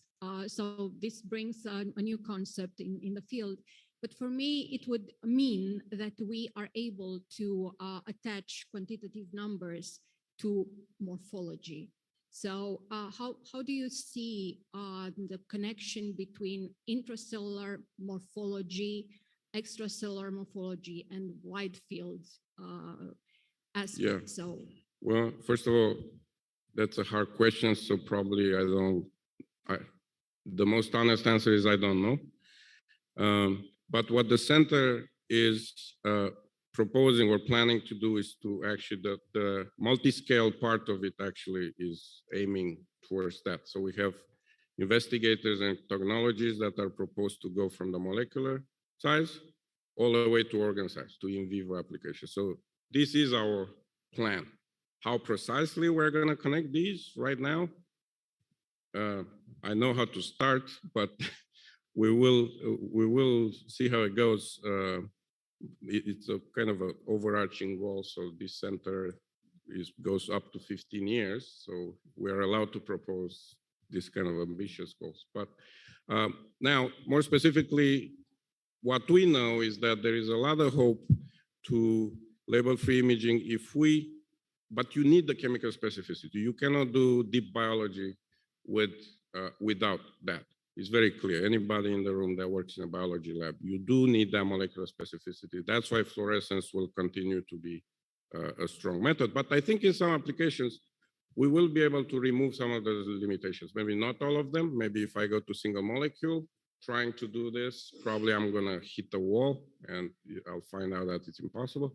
But there are many applications where we could work maybe without the fluorescence, use fluorescence just for ground truth and build that information.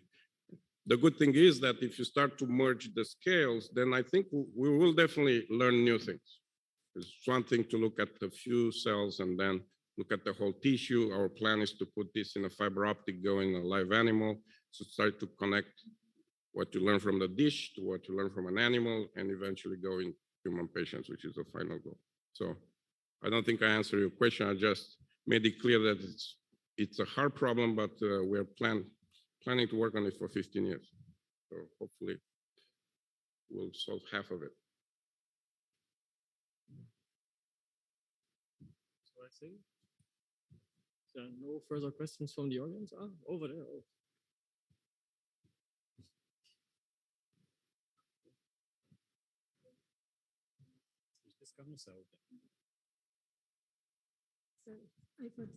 Have you tried on bacterial cells also, this imaging technique? On bacteria? Is the question, can I use it in material science? No, bacterial cells. Bacteria, you know? Oh, bacteria? Yes. Yes, we're actually looking at bacteria with phages on them as they're being infected.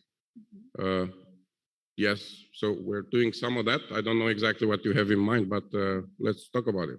Oh, okay. We can definitely see yes. interesting stuff in bacteria as well. Yes, I actually have in mind in distinguishing between metabolically active and inactive bacteria. Okay. Well, I think we should talk about it. Okay.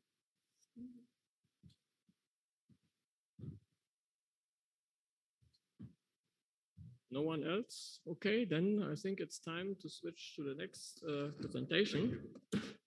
Thank you.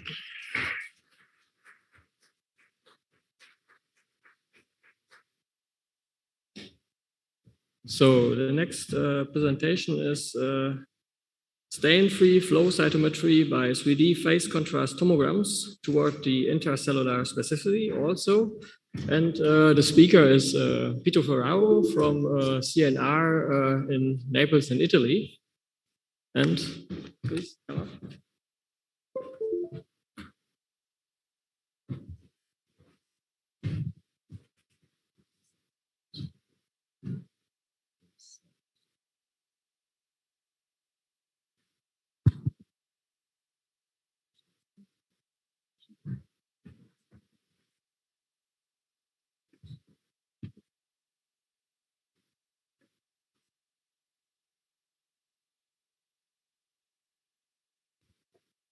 So, ladies and gentlemen, good morning.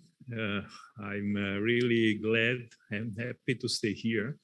And of course, the first thanks are for Professor Eugene Georgiou that was so kind to invite me here.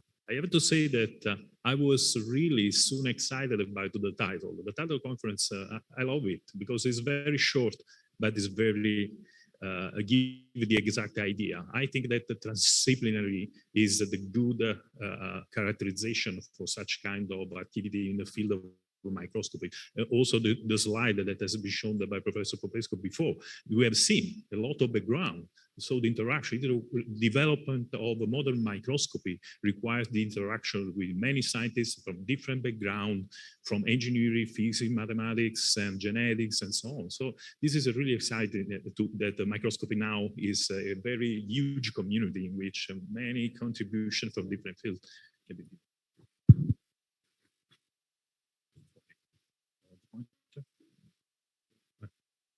No. Oh, okay. Oh, it's okay.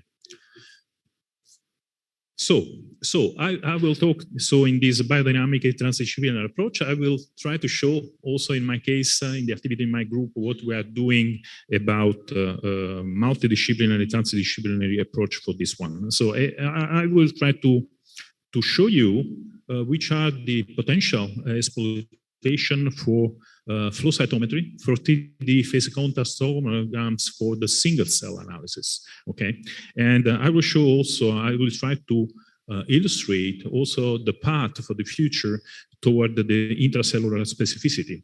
I have to say that Professor Popescu was one of the first to conceive this term of specificity for interferometric based technique, and this is very important. He tried to make connection with the physical quantities and specificity of the cell, because this is the main legs of other things. So how to go? Yeah.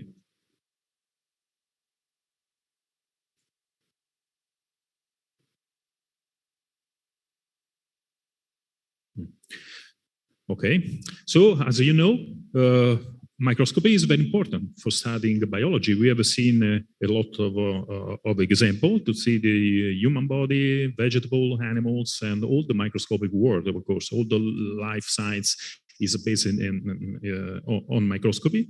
Usually we use a microscope, a microscope is nothing more than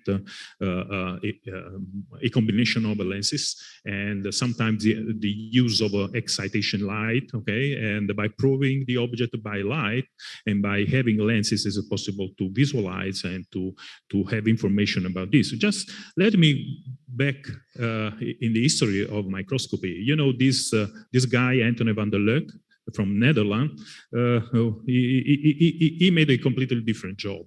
He was a seller of tissues, huh? But he was very curious, and one day he went in a very in a lake very close nearby to his house, and to collect a piece, a sample of water, and then by a simple sphere, he was able to observe the life inside this one. And one of the first reports that he made to Royal Academy in London, Royal Society in London, was that he discovered sort of animals inside there. He didn't know exactly what he discovered inside the lens, but it's considered the father of microbiology, essentially. And the microscope was very simple. A simple sphere of glass. By fusing the glass, the surface tension made the rest, the very smooth surface, that he was able to observe bacteria and other animals. Although so far, digital microscopy now is digital, okay, for biology. So we have a camera, no more the eyes often, but we have the camera, then we have a computer which we can store and process, we can acquire, we can store, and then processing images just to retrieve the information that we need for making our investigation, our study, and so on. So by means of a standard lens, and but essentially, optical microscopy can be classified in three main categories. Okay, of course there are a lot of things, OCT and also atomic force microscopy, but optical microscopy that is related also to quantitative phase imaging or holographic microscopy that I will talk during my speech are related to these three main categories. So we can consider fluorescent microscopy, quantitative phase contrast, and for example, different image contrast, or simple phase contrast microscopy in this way. And let's tell a few things about this. If we go on the website of Olympus, of course, we find that there are some drawbacks with the fluorescent microscope, of course, because of course we are using exogenous contrast agent just to visualize cells and components inside the cell and so on. And so there are some errors came out from this kind of analysis, of course. And these are mainly the most drawback about fluorescent microscopy. So from one side, of course, it's very powerful, is offer high sensitivity and specificity, and this is a qualified point for the next of my talk.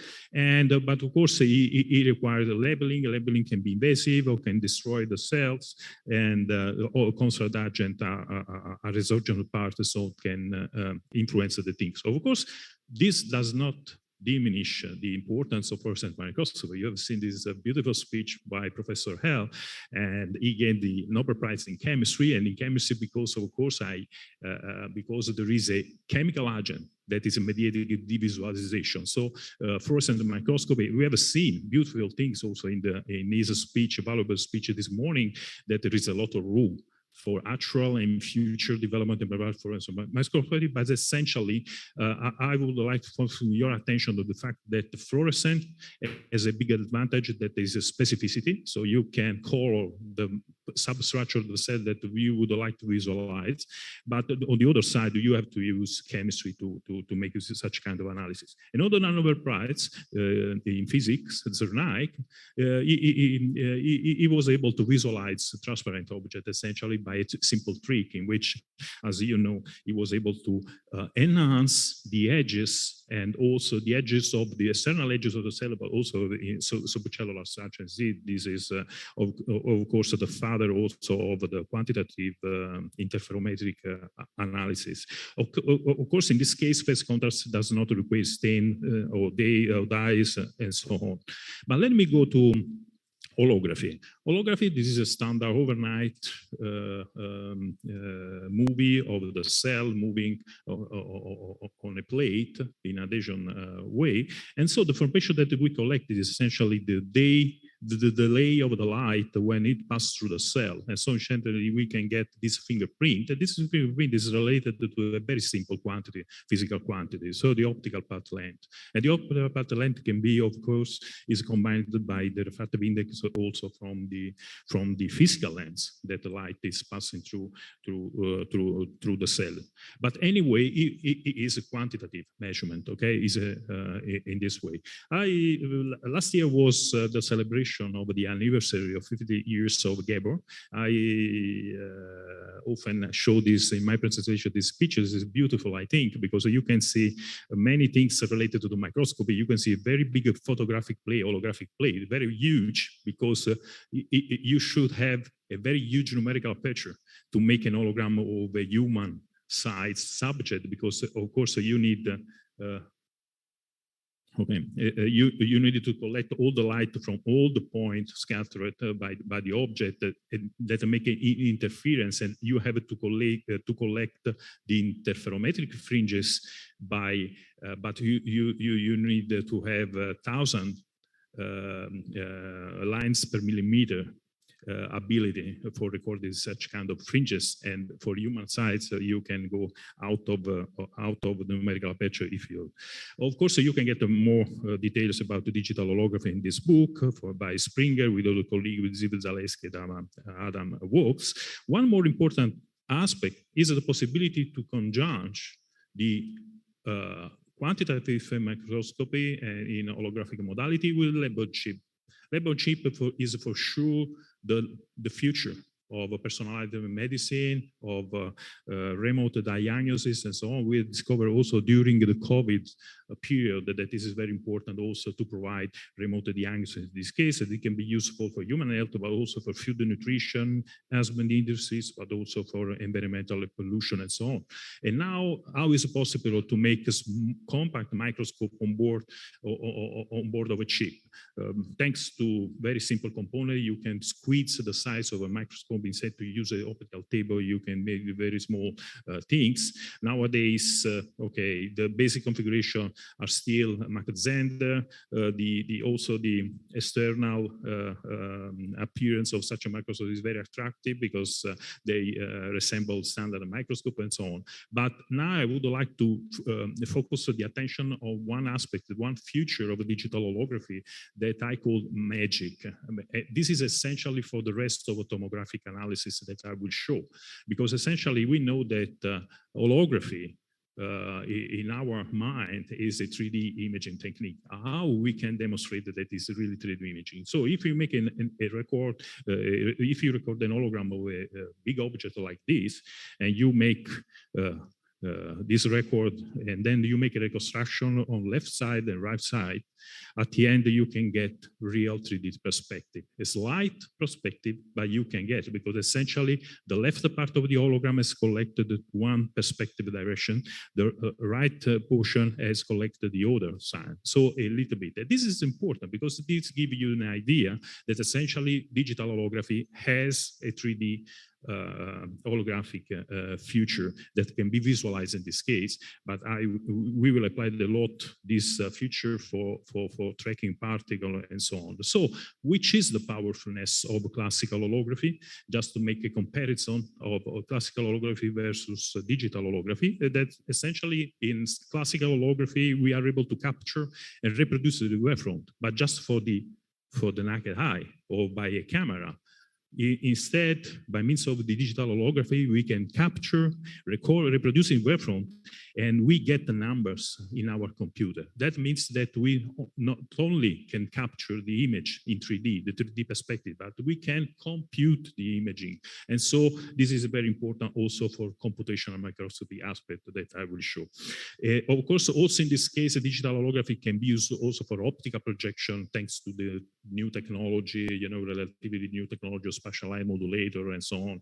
This is very, very interesting for this. So essentially, digital holography is based on the possibility to emulate numerically the diffraction and integral that is an equation like this, you can get the fringes and you get the numbers. And if you get the numbers, you can do a lot of things because you have focus flexibility. So you don't care where the object, if the object is strictly in focus on your camera, because you can ex post to reconstruct different objects at different distances. This is very important for the cell that I have shown for time lapse during night.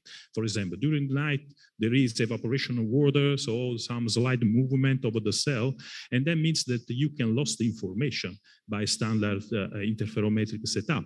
Instead, by means of digital holography, you can be able to recover because you don't care. You can make a numerical process that can give you the chance to recover in full everything. So this, as a consequence of this, you can create an extended focus image. We know in a modern microscope, what's happened is that you have a standard a piezo that make a different scanning at different depth, and then there is there are beautiful software that make a collection, a stitching of different things that can give you a one image in which there is an extended focus image of all the field of view. But of course, if you have a dynamic process, a dynamic object, the algorithm doesn't work, cannot work. Instead, by means of holography, you can acquire everything. You don't care of the focus, and you can stitch and you reconstruct different portion with a standard focus algorithm, like in a modern microscope, to recover in a single image and a standard focus image. Then you can get, of course, phase map at different depths, and sometimes also it gives the possibility to image it also through turbid liquid. But the most important, as I said before, is a possibility to get quantitative phase concentrated images of thin samples. So just to summarize again, the holography can be labor-free, quantitative 3D imaging, and I will show that it's possible also to achieve a single cell by flow cytotomography. But why single cell? Why this is important of a single cell? This is, I suggest you this reader, the reader of this article, Single Cell Biology, the Power of One. It's very important because we understand, of course, that the population of cells are as individual, as in this one. Each one of us is different from the others, like the cell. And so all the properties, the most important properties that we would like to exploit in the future for personalized medicine pass through this bottleneck, okay, in which we have to understand, we have to investigate, we have to collect data, measurement for a multitude of cells just to understand better what's happening. Otherwise, in the average of the statistic, we lose a lot of information. We cannot, our path along toward the personalized medicine cannot be pursued. So essentially, going further, so as I said before, it's interesting to try to combine a lab-on-chip and microfluidic technology with the microscopy. This is possible. Just to give a motivation, for example, we are working on the possibility to searching and sorting circulating tumor cell. As you know, one of the new emerging diagnostic strategies for cancer is a liquid biopsy. This is a nice picture in which you, of course, this is a picture for training, but actually we know that all pathologists, they share their own images by internet, of course, by this microscopy to have a consensus on the diagnosis, of course. And sometimes this is really bad because we can have also 40% of failure. So understanding a single cell, making analysis and boosting the analysis eventually also with artificial intelligence can give it a chance to improve also the diagnosis of things. And so we are working on the possibility to use single cell analysis, and this is the strategy chart that we are following. Essentially, by taking in account advanced imaging media and biomarkers, we are looking for morphological biomarkers. That means that the external shape, also inner structures, to get a 3D label-free biomarkers. That means that we are looking for a single unique fingerprint for each one cell.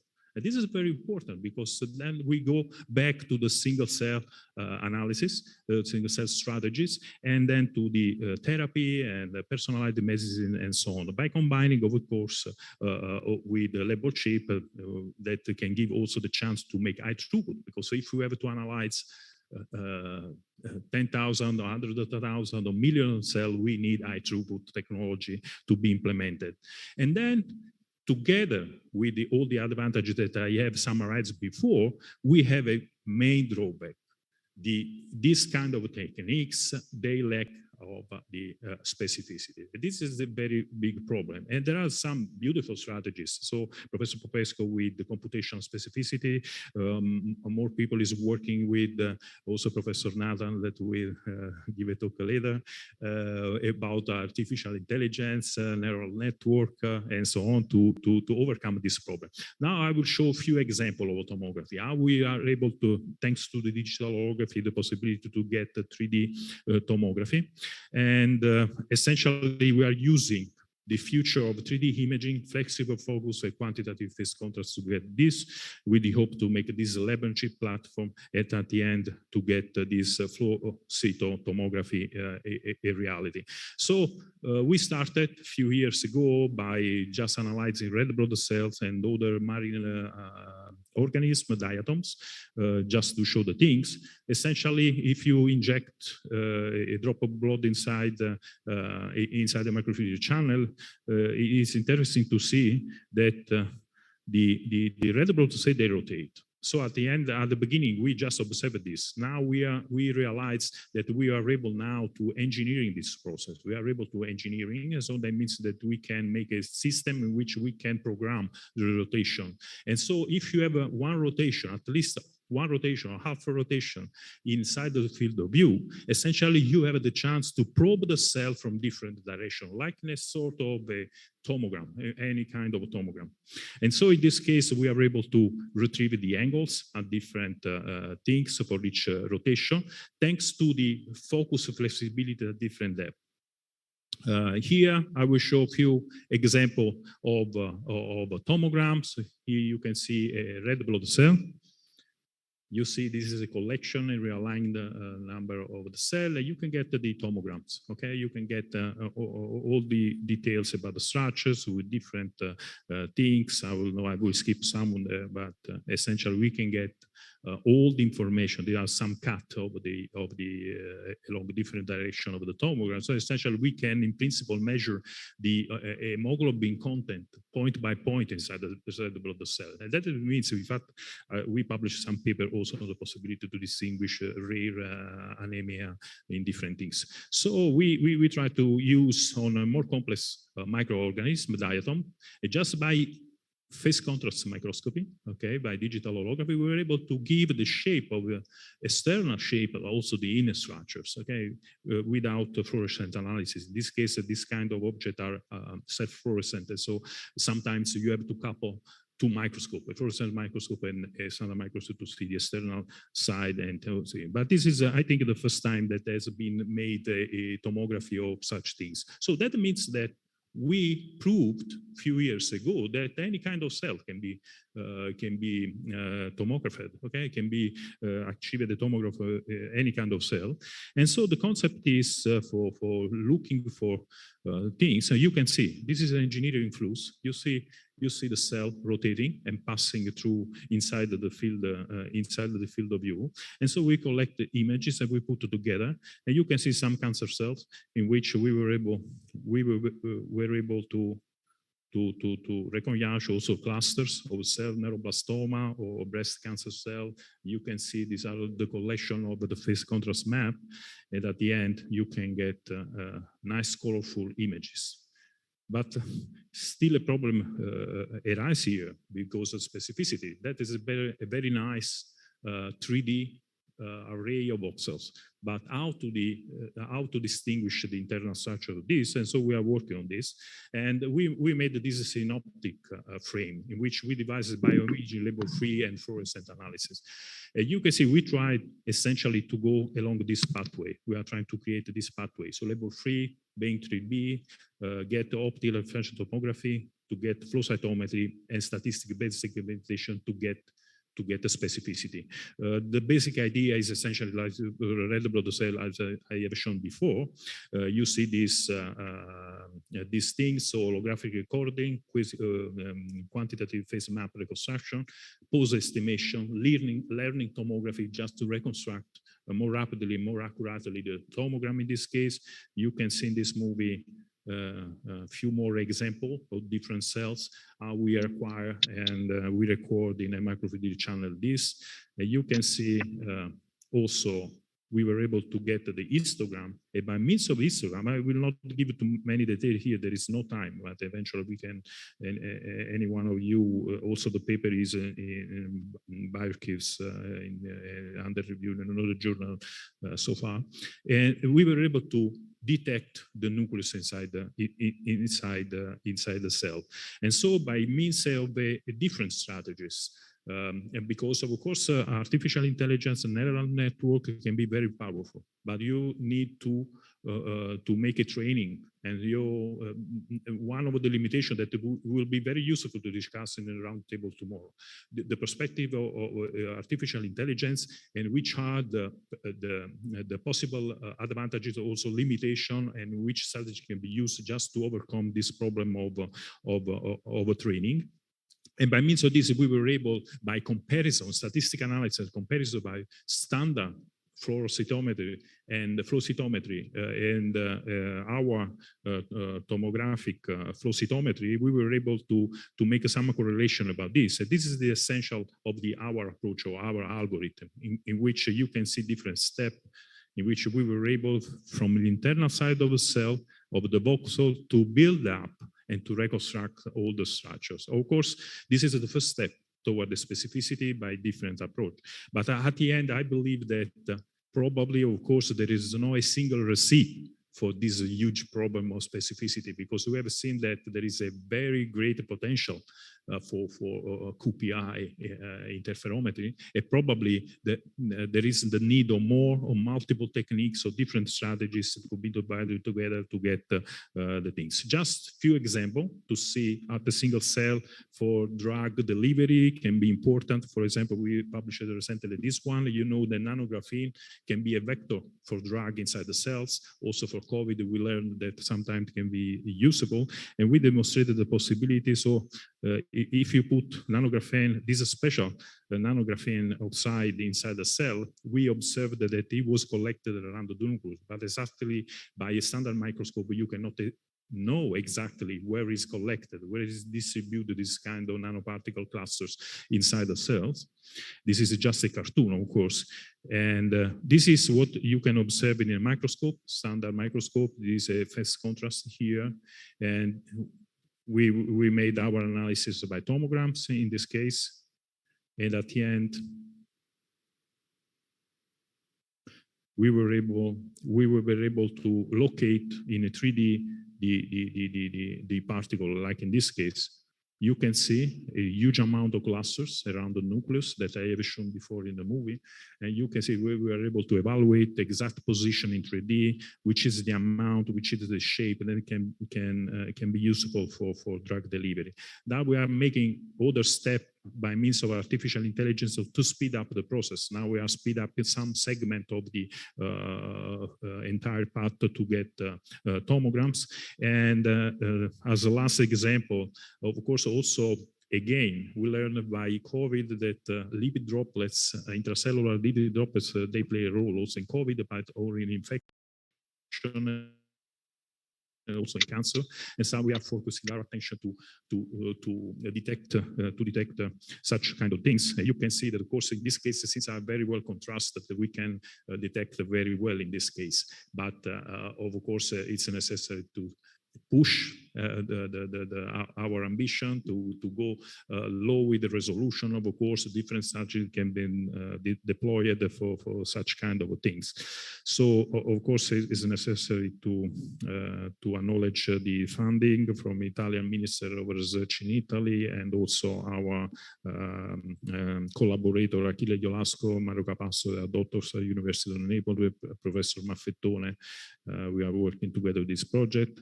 Then there is another an initiative we jointly made with Professor Nata Shaket about cancer cell with the different modalities, but we are working also on this.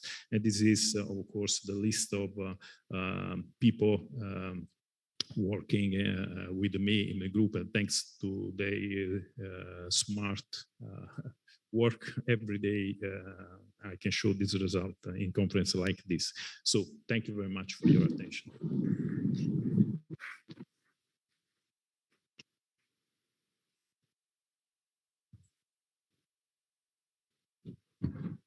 Thank you very much for this, also very interesting talk. So, other questions from the audience?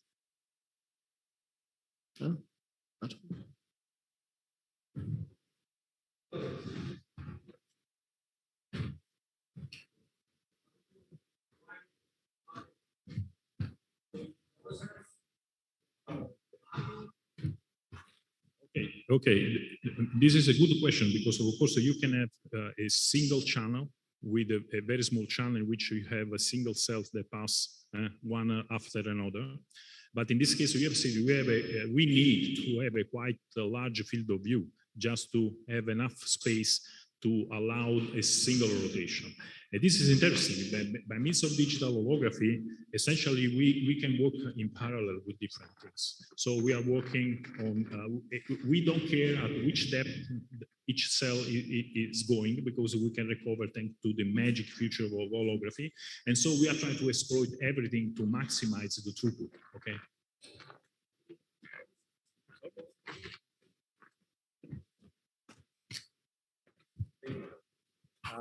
My question was, are you adding fluorescent imaging so that you can map between holography and fluorescence so you can make sure about molecular specificity? Okay. Yes, okay. In the last work that they have seen in these our strategies, numerical strategies based on statistical, essentially based on analysis, we made a comparison just by statistical, the same cell line by cytofluorometer and the other side. So then there is no fluorescence. No fluorescence. But essentially we eventually can do. The problem is that, of course, we have done in the past, for example, for diatoms, that I shown here, I have also the tomograms in fluorescence because we made a collinear twin microscope taking both. The problem is that, of course, you have to color the cell, and you don't know exactly if the correlation is a fidelity between the things or not, because this is a direct image, this is a physical measurement, the other one is a chemical mediated visualization. Thank you.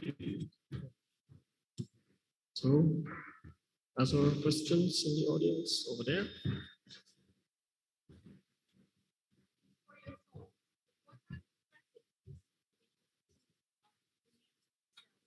While flowing.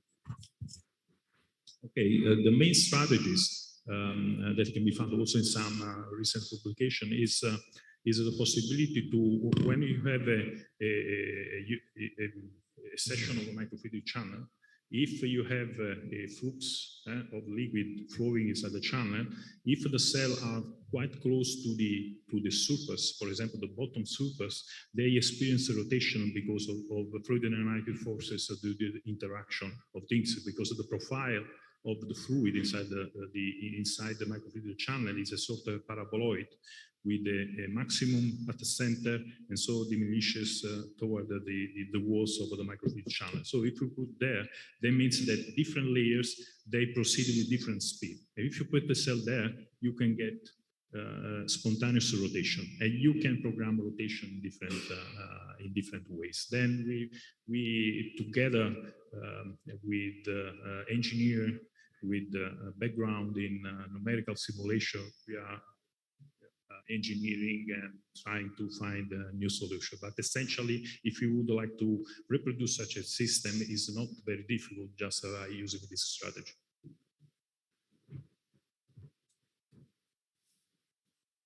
No further hands raised. So I have a question. So due to the tomography with Fluidex, you produce a lot of data. So you produce a lot of tomographic data, a huge amount. How do you handle it? This is a very good question.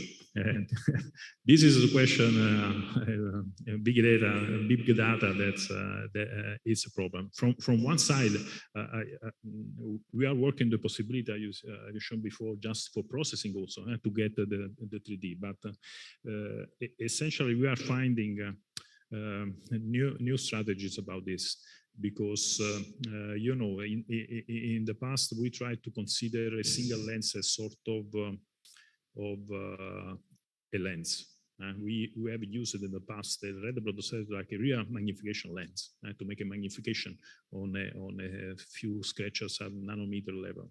As you know, lens can be described by Zernak polynomial.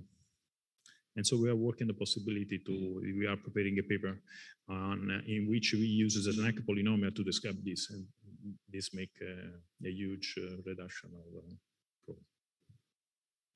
So yeah, then thank you very much once more for the presentation.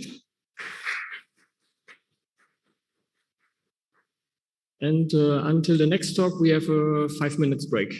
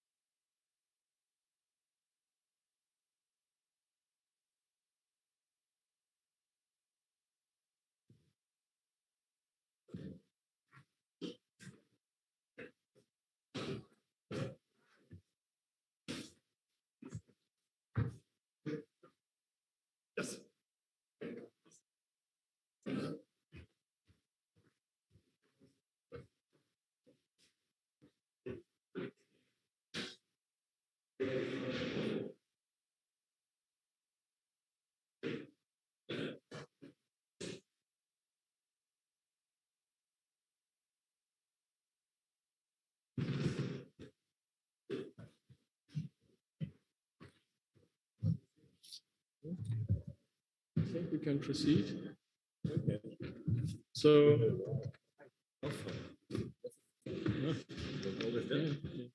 with the camera. So, then I think we can proceed with the session. And now it's my pleasure to introduce Nathan Jacket from the Tel Aviv University. And with the presentation on cancer cell morphology and dynamics classified on label-free quantitative phase microscopy. So, okay.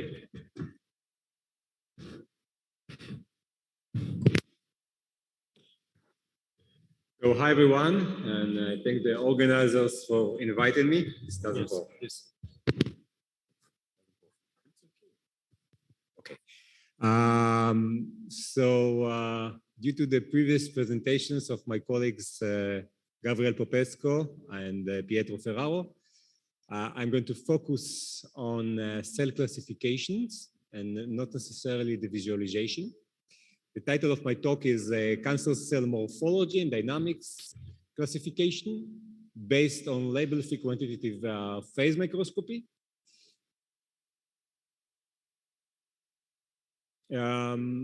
So this is my research group, which sits in Tel Aviv University. We are quite multidisciplinary. We have MD inside the group and biologists. In addition, I'm also chairing the department that has 15 research labs and 550 students, more or less.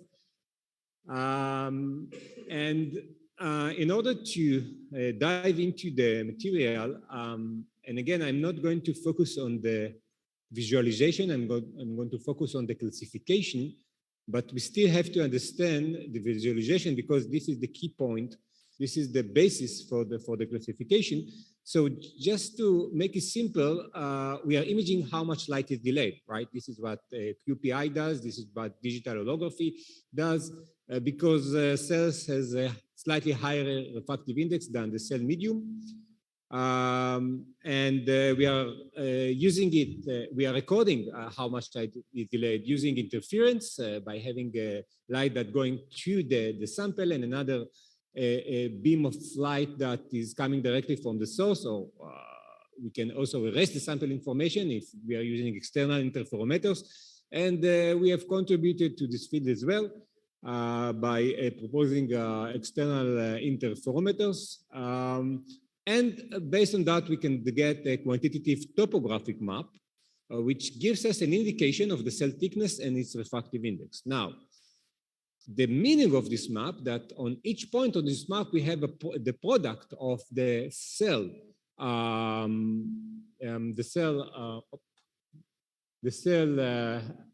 thickness, physical thickness, and its refractive index, right? So this is the basis for cell classification on two aspects. First, we can take this map. This is a morphological map, and we can use this three-dimensional, it's like height map of the cell in order to classify cells. Second, we can take this map and measuring during time.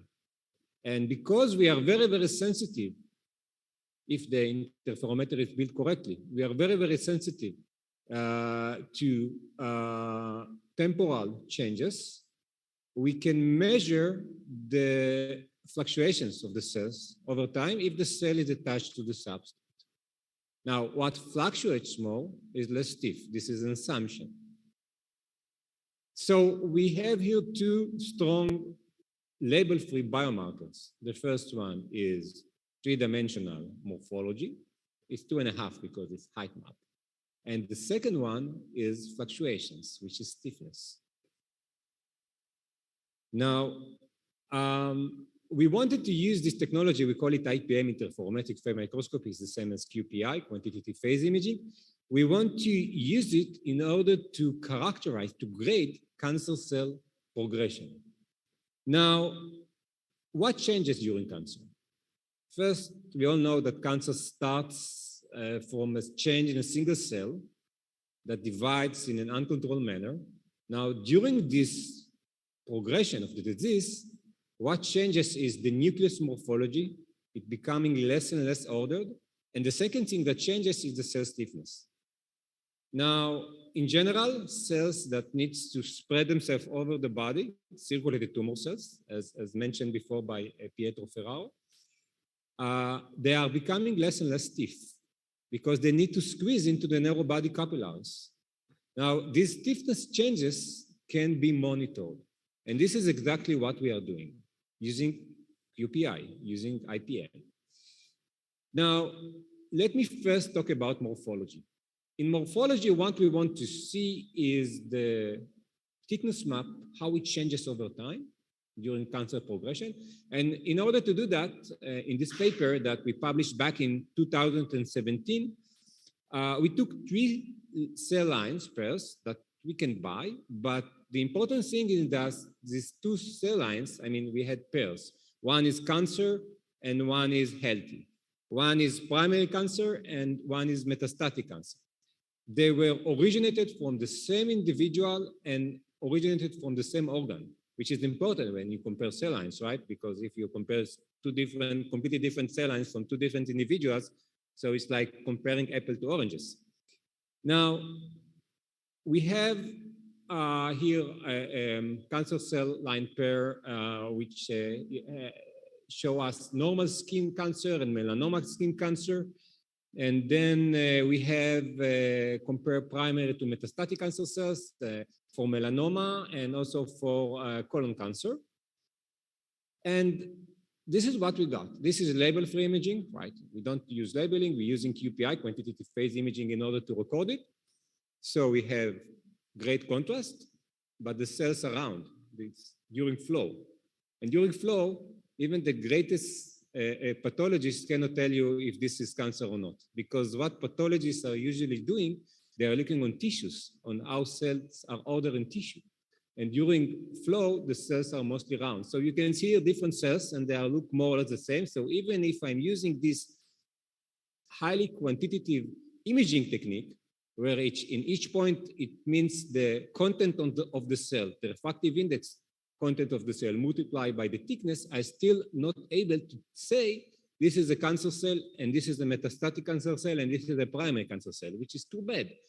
So we use these morphological maps in order to classify the cells.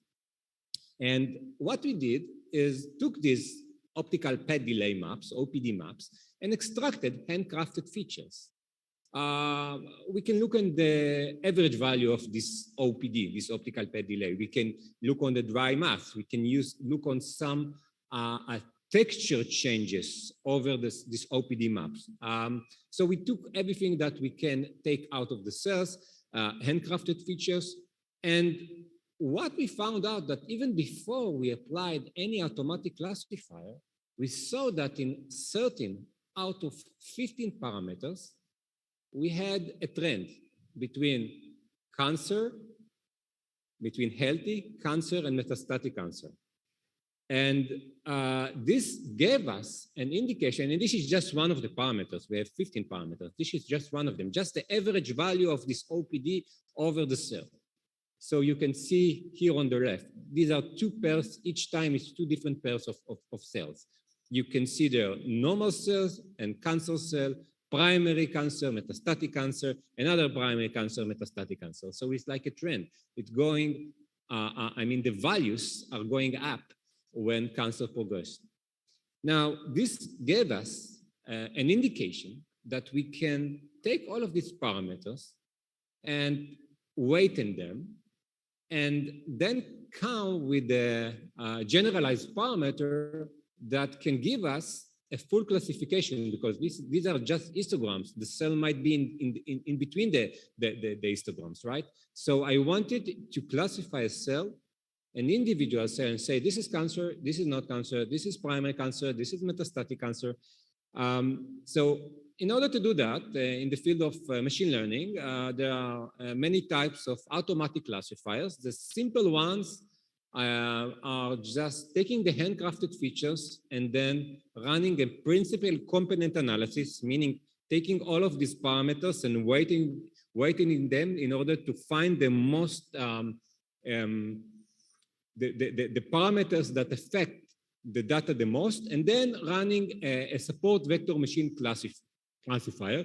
And what we can see here is that we got quite high specificity. It's dependent on the task. I mean, in some tasks, we have 81%. In other tasks, we have 93%. So it's good, but it's not great because the clinical standard for specificity for most diseases is above 90% and sometimes even above 95%. But this is the best we can do using simple machine learning techniques with handcrafted feature extraction. We took it one step further in order to do it during flow. And in this model, we looked on circulated tumor cells. It's cells that get disattached from the solid tumors and penetrate into the bloodstream. And then because it needs to metastasize. And we wanted to take a simple liquid biopsy, like a blood test, and isolate these cells. And now this is really, really challenging because they are very, very rare. I mean, even if somebody has cancer, it's like 1 in a billion to find one cell like this. So we did a preliminary enhancement of the sample using membranes that look for cell sizes. And then we got 1 into 1,000 in a liquid biopsy and put it into our machine. It's like a flowing imaging flow cytometer. And during this flow, we could image the cells using interferometric phase microscopy. And in real time, we can tell this is a cancer cell, this is a healthy cell, this is a blood cell. And in the second stage, what we did is, based on these decisions, we integrated electrodes into the chip that can direct the cell to the right or to the left. So we can stay with the cancer cells. So this is exactly what we did. First, we built a classifier. It was still a simple classifier and a support vector machine classifier with handcrafted features, 2-dimensional handcrafted features and 3-dimensional handcrafted features. And now we have a heterogeneous sample containing different types of white blood cells like granulocyte, monocyte, erythrocyte, red blood cells, and also 2 types of cancer cells like HT29, actually several types, SW480, which is a colon cancer cell, etc. And now you can see the cells during flow, and it's like automatic prediction. It's like I'm running, after I train the system. You can see on the left the interferogram, and on the right you can see the quantitative phase imaging. And we also have automatic algorithm to extract the quantitative phase. We can do it in up to 100 frames per second in real time. And also the classifier runs in real time. And now we can count how many cancer cells we have, and you can see the prediction on the top. Now, in the second stage, I told you that we wanted not only to count the cells, we also wanted to sort the cells. So we had to integrate electrodes into a chip. We did it with the collaboration with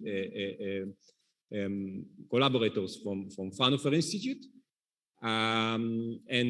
These are de-electrophoretic electrodes, which are combined into the chip. And we have here a diagnostic window in which we are doing our quantitative phase imaging. And based on the decision that the computer gets, this is a cancer cell, then it goes to the right. If it's not a cancer cell, like a blood cell, then it goes to the left. And this is how the chip works. These are just particles, so we can give it instruction, go to the right, go to the left, and it works really well. And now I'm going to show you how it works in real time for heterogeneous sample containing cancer cells and also blood cells. Okay, so this is the diagnostic window. Now some cells will glow on, on the top where the electrodes are. While a cell is glowing, this is just our ground truth, our verification label, because we also label them using fluorescent dyes, and the system integrated also fluorescent imaging. So a cell that glows when it reaches the electrode, we know that this is a cancer cell. So this is how we can make sure that the classification and the sorting are working properly. So this cell is not a cancer, and the prediction is not. This is just red blood cell, and it goes to the right.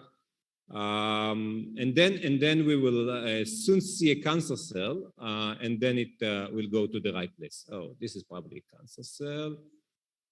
Oh, now it glows, so we know that this is a cancer cell, but we don't use this glowing in order to sort, just for verification. So this thing worked, and in the next stage, what we did, we took blood from cancer patients, and we isolated the cells. We did the same process, not for cell lines, for real blood from patients, and we isolated the cells, and then we did next generation PCR to look for mutations, for specific mutations, to make sure that the cells that we isolated are indeed cancer cells. And we found these mutations in the isolated cells, which actually verified that we are able to isolate, based on label-free imaging, cancer cells from liquid biopsies, meaning that from a simple blood test, we have the potential to know if a patient has cancer or not, and what type of cancer. I just want to show you some scatter plots. And again, here it's simple machine learning, support vector machine with principal component analysis. And here you just see two principal components, whereas the PCA, the principal component analysis, gave us 6 principal components, meaning that if I would like to show you the full separation, I would need to use 6 dimensions, which I cannot visualize. So this is the separation on 2 dimensions, and you can see that we had great differences between the populations of cells, and also, significantly, we also see difference between 2 types of cancer cells taken from the same person and the same individual, primary cancer cell and metastatic cancer cell. During flow, we can have great separation. And again, this is just 2 principal component analysis, and we had 6. So actually, the total accuracy was above 90%, which is really, really nice. Now, we wanted to take it one step further, because we felt that we are limited. We can guess what are the discriminating features between the groups, handcrafted features, everything that we can imagine, the texture, the size, the depth, some ratios between them. But we were limited to 91%, and we wanted to push it further. And this is the time in which we decided to try to use deep neural networks. Now, what deep neural networks can do is to process the cells based on the image itself. We do not need to extract features and then to wait in the features and see what are the best classification results. Here we can just provide images, like in this case, OPD maps, and we are using convolutional neural networks, CNNs, because it's not like fully connected networks, because otherwise it will be really heavy. And while providing the network some examples, this is a cancer cell and this is the OPD map. This is a cancer cell and this is the OPD map. Thousands of samples like that. The network learn what are the best weights for the edges of the network. And then it will know if I will give it a cancer cell without the label, without saying this is a cancer cell, just the image, it will know if it's a cancer cell or not, or what stage or what grade in the cancer it is. So again, the goal is to do this classification without handcrafted features in order to increase our accuracy. Now, this was the goal, but the problem is that deep neural network, in order to be trained, they need very, very large number of examples, like tens of thousands or even more. And in general, in biomedical imaging, acquiring such sample is expensive. I mean, it takes time, it takes effort, and you need each sample to be labeled, meaning not labeled like a molecular specificity label, just saying what are the class what is the class of this sample. And this is expensive. It takes time and effort. And this was the problem. We wanted to do it in deep learning, but we didn't have enough data.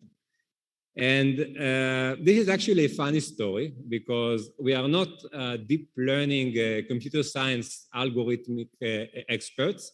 We are applying deep learning technologies, but in this case, we also found a new algorithm. And we publish it in one of the best deep learning journals, medical image analysis. And in deep learning, if you have a small training set, what you need to do is use either one of these two methods. The first one is using GAN. GAN is generative adversarial network, in which you generate new images for training digitally. And after, you cannot say this is a fake image, so the GAN network is trained to generate new images, and then you take these new images and train a network based on these synthetically generated images. So this is GAN. This is one approach in deep learning if you have a small training set. The second approach is transfer learning. In transfer learning, what you are doing is you have one network which is trained on a big set that you already have. It might be even a big set of not cells. It might be a big set of natural images like horses or faces. But the network is already trained. So most of the weights are already there. And then you fine-tune by changing the last layers of the network, you fine-tune on your task, meaning that you have millions of images, natural faces images, for example. You train the network and then you trim the last layers, and then you take your hundreds of cell images and retrain it, you fine-tune it, and then hopefully it works. But in transfer learning, you need classify examples to start on. I mean, even the big set that you have, it needs to be classified, meaning that you need to know the label of each example. Now, we invented a combination, an integration between these two techniques. We call it Top Gun, not the movie. It's like transferring of pre-trained GAN. And the idea is that we had a lot of images of sperm cells. The sperm cells were not classified, but it was OPD, optical pet delay images of sperm cells. But for transfer learning, we need classified examples. And these examples, these images are not classified. So we used, in the first place, again, the goal was to classify between cancer cells. We had a lot of sperm cells which were not classified. So we use a GAN model that has a generator and discriminator that compete each other in order to give the generator the actual unclassified sperm cells, so it can generate sperm cells, synthetic sperm cells images, till the discriminator cannot know if it's fake or real. So now the goal was just simple GAN on sperm cells to classify, to generate more sperm cells. Now, in the second stage, stage 2, we took the discriminator, and the discriminator of the GAN model that synthetically creates sperm cell images were learned into making this job of classification. So we took the discriminator and used it as a classifying network for cancer cells, which was unique in this field. Apparently, nobody did it in medical images, on medical images. It actually works really well. So we had the discriminator from the former GAN model. We trimmed the last layer. We did transfer learning on the discriminator, and then we did fine-tuning for cancer cells, whereas the discriminator in the GAN model was trained for sperm cells. And we provided to it for training several hundreds of images of classified cancer cells. And we got great results. We compare it to many other deep learning techniques like simple CNN, simple CLN with augmentation, MobileNet, and our technique. We found out that, and here you have like two missions, I mean, two tasks. The first one was melanoma to healthy cell, which is like an easy task because it's like a big difference, so it's easy classification task. And the second task is metastatic, primary to metastatic cancer cell, which is a harder task. Anyway, what I'm showing you here is that in this comparison is that we can go down to several images per class while still not overfitting, and we check it well, really well. And we can still get very high accuracy. Furthermore, this technique, Top Gun, was resistant to the selection of the training set. Okay? So we recommend using it if you have a problem with a small training set.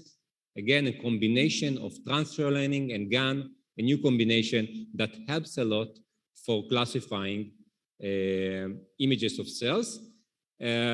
And the advantage was that it was classified on sperm cells. So sperm cells are not cancer cells, but it was trained on OPD images. So most of the features in OPD images does not change. It's not like horses images or faces images as done in deep learning. So the gap is much smaller. Okay, now this was about morphology. We classified cells based on morphology. We got really high accuracy result above 95, which is like good from the medical diagnostic point of view. Now we wanted to take it into the second stage. The second stage was fluctuations, OPD map based on QPI images. If the cells are attached to the substrate and tracked over time, can give us an indication how stiff the cells are, right? Because we can assume that what fluctuates more in amplitude is less stiff.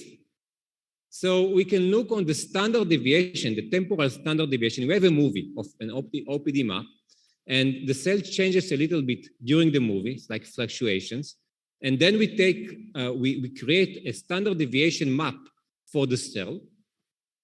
And we assume that cancer cells becoming less and less stiff due to cancer progression. We do not assume this is actually a fact. It was verified using atomic force microscopy, which is a gold standard in measuring stiffness, because the cancer cells need to spread themselves over the body and squeeze into the narrow body capillaries. And we wanted to make sure using interferometry, and we did it back in 2013. And you can see here the map of a healthy cell and a cancer cell, primary cell, and metastatic cancer cells. So we have more vibrations at the edges, which is sensible, but also in cancer cells, we have more vibrations in the center, okay? So how can we quantify it? And there is another problem here. The second problem is that we just took, where we are doing this STD map, the standard deviation map over the movie, we are just taking into consideration the amplitude. What about the frequency of the fluctuations? Maybe there is some information there as well that discriminates between the cells. So this was a problem. We misanalyzing the frequency of the fluctuations, and then we started to think how to quantify this. We thought about wavelength transformations. We had big movies. We thought about giving the network the entire movie and process it, which is very, very heavy for the networks. There are some models to process movies like RNN, LSTMs, etc. But it's very, very heavy, and it has usually short memory, so it cannot be done. And then we were stuck. At some point, we found out that Gabriel Popescu already did something similar for red blood cells. He had a lot of contributions for red blood cells. And what Gabi did is, for red blood cells, he looked on the fluctuation map, but he also quantified the power spectrum of the displacements versus the spatial and temporal frequencies. So on one axis, we have the temporal frequency. On the second axis, we have the spatial frequency. So we have a movie. And from this movie, we are making this one single map that quantifies both the temporal fluctuations and the spatial fluctuations. So now we can take this map and use it for classification, right? Another problem, we have two domains.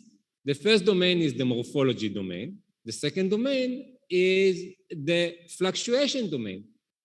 And well, there are several approaches how to tackle this problem when you have two different domains and you need to take into account both domains while you classify. So you can see here the morphology, this OPD map of a primary cell and metastatic cell. And here you can see the standard deviation map. And here you can see this very nice frequency domain, spatial or temporal fluctuation map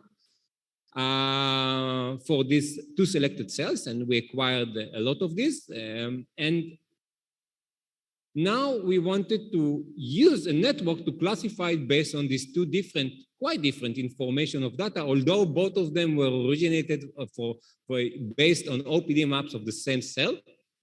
So we wanted to take the morphology and run it into a classified network. In this case, we have chosen ResNet 50 and do classification and do fluctuation, take the fluctuation maps and run it into another classified network and do classification. So how can we combine it? Well, there are two approaches. The first approach is called early fusion, meaning that you have one network, you give it two layers of data. It's either you concatenate the two images or you just give it two layers of images, like fluctuation maps and a morphology map. You give it to the network, and then you extract a feature vector, the so-called latent space vector, and then you have several fully connected layers in order to classify. This is one approach. Now, the second approach is to have it as late fusion. You have one network that just gets the OPD map, the second network that just gets the fluctuation map. Then you get two latent space vectors that have the features that were extracted automatically from each of these maps.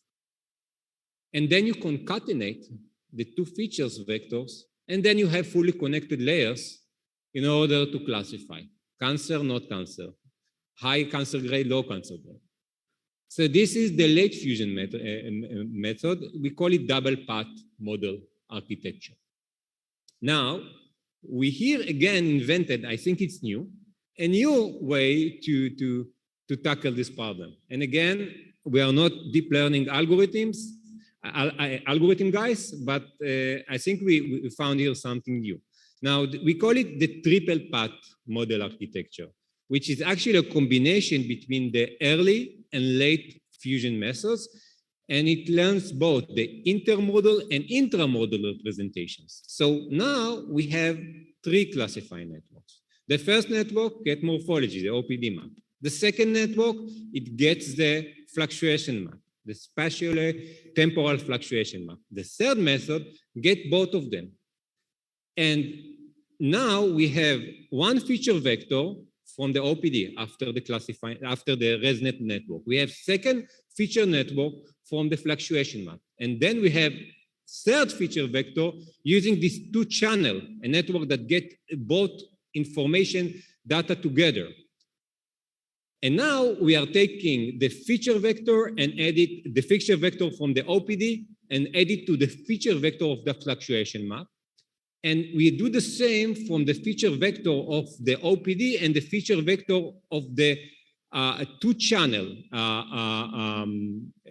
Again, feature vector from the OPD plus the two channel feature vector and the feature vector from the fluctuation map plus the two channel feature vector, which balances the data because, I mean, the meaning of the grayscale levels here are quite different. And the fact that we added them, we gave it one channel, second channel, and then the two channels together, and then we add each of them to each other, it gave us a feature vector that the meaning of the feature vectors help the network, the fully connected layers that classify to classify better. And we compare the different approaches, the single layer, the second, the two layers, and the morphology, the fluctuation, the two channels, and then the combination of the double path model, and then the triple path model, which is the combination between early and late fusion methods, which actually, I would guess not surprisingly, gave us the best classification result regarding accuracy, sensitivity, precision, and area under the curve, etc. Okay, so this was our contribution regarding classification. Of course, we also have contribution regarding the models, the interferometric models, tomography, molecular specificity, etc. But I will leave it for another lecture. I would like to conclude my talk and telling you that interferometric field microscopy, or QPI, give us quantitative optical thickness map without staining. We have developed automatic machine learning algorithms in order to classify, to grade cancer cell invasiveness. It can work on small training sets, and we can extract both the spatial and temporal fluctuations and morphology. And we have provided new tools based on automatic AI classifiers for label-free diagnostic biomarkers. Thank you very much.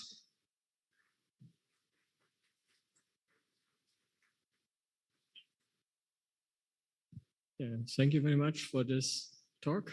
So I'm very impressed from your results. So are there questions from the audience?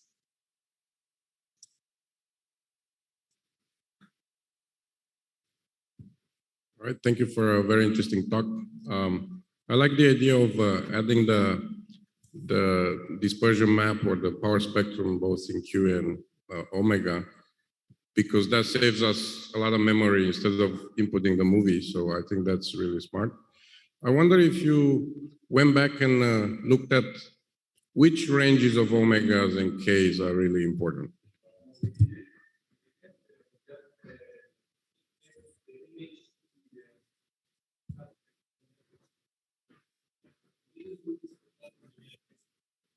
Can further do. We didn't do it. We just gave it to the classifying neural network. One of the ways to make sure what are the features which count the most in neural network is to amplify features and see what the networks is outputting. And this is how you can make this connection, because you are looking for physical connections, but this is not how neural network work. You have a feature vector and you're not sure what the meaning of these numbers in the feature vectors are. But if you want to make this connection, you need to amplify one of the features and see what the output is. And then you might be able to do these connections. I expect that not all frequencies are equal. And that would be good for us because then you can select your range of frequencies, maybe sparse data. Yes, this is actually another idea. You can take a part of this spectrum and give it to the network and see what part of the spectra will give the best result. All right, thank you. Okay, next question. Thank you for this lovely lecture and also opening the mind towards new fields. I was intrigued by the capability to measure fluctuations on flowing objects. Could you comment on the challenges, technological challenges, not computational-wise, associated into deriving these small changes, like the variations I'm assuming you get? Yes. Okay. So there are two projects here. The first one, it's dealing with morphology. Morphology you can do during flow, right? Now there are some challenges there. You need to make sure that the camera is fast enough. We are using 5,000 frames camera. That's the fastest camera that we have for 1 megapixels, and we can image fast. And we cannot retrieve the data that fast, but we can retrieve tens of frames per second. So part of the processing is done offline. While the cells are flowing in the microchannel, we need to make sure that they are close to focus. We can do, as Pietro Ferraro have shown digital focusing, but this is also limited. So we cannot have the microchannel too thick. So these are problems with imaging flow cytometry. Now, for the second project, we didn't do it during flow because the cells needs to be attached, because we need to measure the nanometric scale fluctuations. If the cell will flow, it will be much larger than these fluctuations.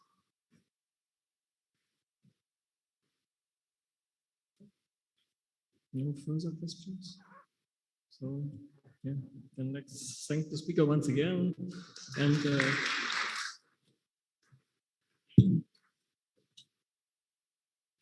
I will now announce the last talk of this session. and it is given by Eugen Georgiou from ICP-B at Bucharest University.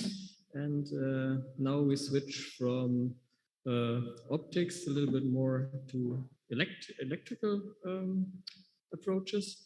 And now the title of the presentation is Analyzing Cell Dynamics from Electrical Time-Lapse Bulky Measurements, Synchronized Popularizations to Nanoscale Unitary Optoelectrical Single-Cell Time Series.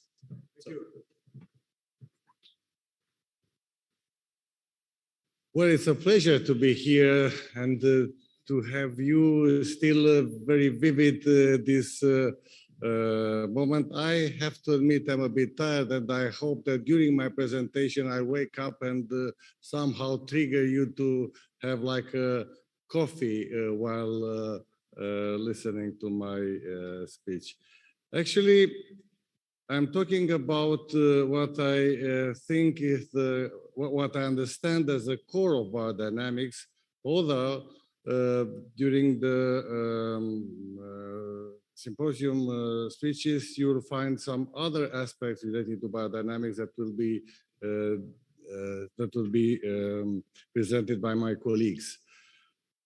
So, just a short presentation of the International Center of Biodynamics.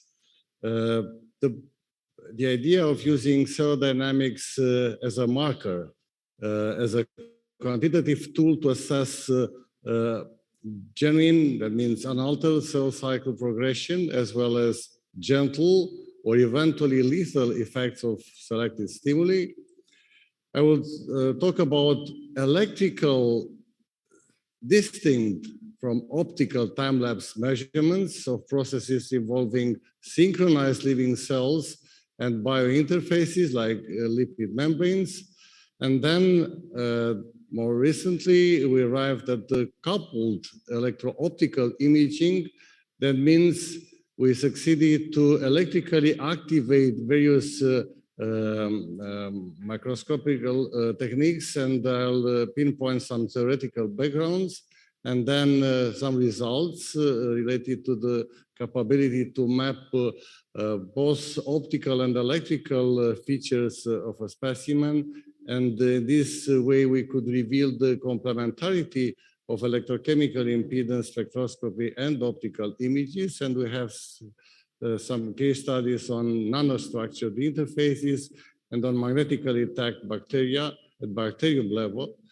Another issue, because we wanted to have something with some practical relevance, so I'll shortly talk about how to get the target pathogens from a biosample and place them into the focus, and just emphasize some new ideas. Well, that's the lodging that is welcoming us in about 1 hour. And this is what we are trying to do there. So our activity is meant as a balance between basic and research, basic and applied research. By doing advanced methods, by advancing methods and related instrumentation to non-invasively analyze the dynamics of biosystems, and specifically it means several systems and biointerfaces, fostering, this is the application, some sensing applications. And I want to emphasize the fact that we are very much interested to assess in a quantitative manner the invasive feature of the method that it is used. And besides research, we are also involved in graduate training in biodynamics together with the University of Bucharest at the PhD level and with the Polytechnic University of Bucharest at the master level. Now, Analysis of cell dynamics, well, this encompasses model eukaryotic cells and also some elected somatic or target pathogenic cells. And the idea is to use this way of looking into the dynamics of cells just to assess quantitatively the effect of various stimuli from non-effect unaltered cell cycle progression towards gentle or eventually lethal effects of selected stimuli, as a case of antimicrobial drug-induced alteration of cell cycle on target bacteria or fungi. It is also, well, in our approach, I'll not detail this, but the method should have also capability to address the drug-induced cell cycle phase perturbation in tumor cells. Also, the collagen production, the way is perturbed in fibroblasts, and also the effect of various other stimuli like viruses, toxins, hormones, or ionizing radiation. But for proving the concept, we started from assessing the genuine cell cycle progression of budding yeast. So that was the start. And I like very much the budding yeast because not only because it is quite established model for eukaryotic cells, but because they are showing us the phases, various phases during the cell cycle in relation with shapes. So what we did was to model, and it is quite direct, simple polynomial polar representation that is able to simulate the entire set of shapes. We scanned this and selected 30 such shapes. And you can easily see that, well, the simulation is pretty much consistent with what is known about the evolution of the budding yeast during the cell cycle. You know, after solving a problem, you ask yourself, was it worthwhile? So we wanted to compare our results with the other approaches that were pretty much on fashion until our development. So we wanted to see if the actual shape considered by our models is somehow better than the spheroidal shapes that were classically considered.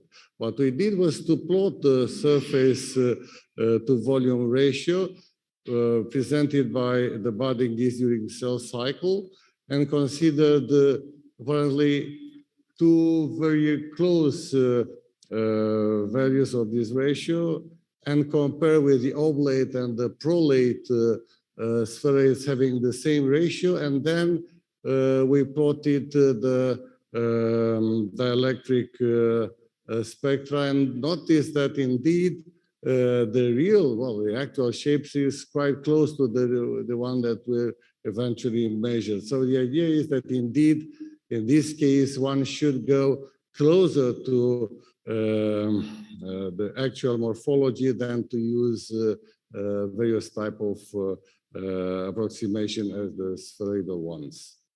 Well, after theory, we said, okay, let's check things. And the problems that we faced was that the electrical impedance spectroscopy, as you clearly know, lacks single cell resolution. So the only way we could monitor a cell cycle using this method was to ask, but not going to the church, but trying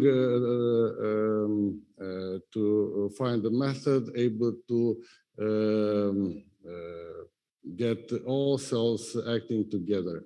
And luckily, there are some mutants, CDC 2813, temperature-sensitive yeasts, which kept the restrictive temperature for about 1 hour. They behave all like one, so we could have, well, intuitively such an image where all the cells within the population were synchronized. So they had the same, they were almost in the same cell cycle phase. This is the experimental setup. And this is what we measure. So it's a classical electrochemical impedance spectroscopy system. Always you measure impedance, and there is a straightforward relationship between the permittivity and the impedance. That's the complex numbers. And this is the beta dispersion. We are talking about megahertz.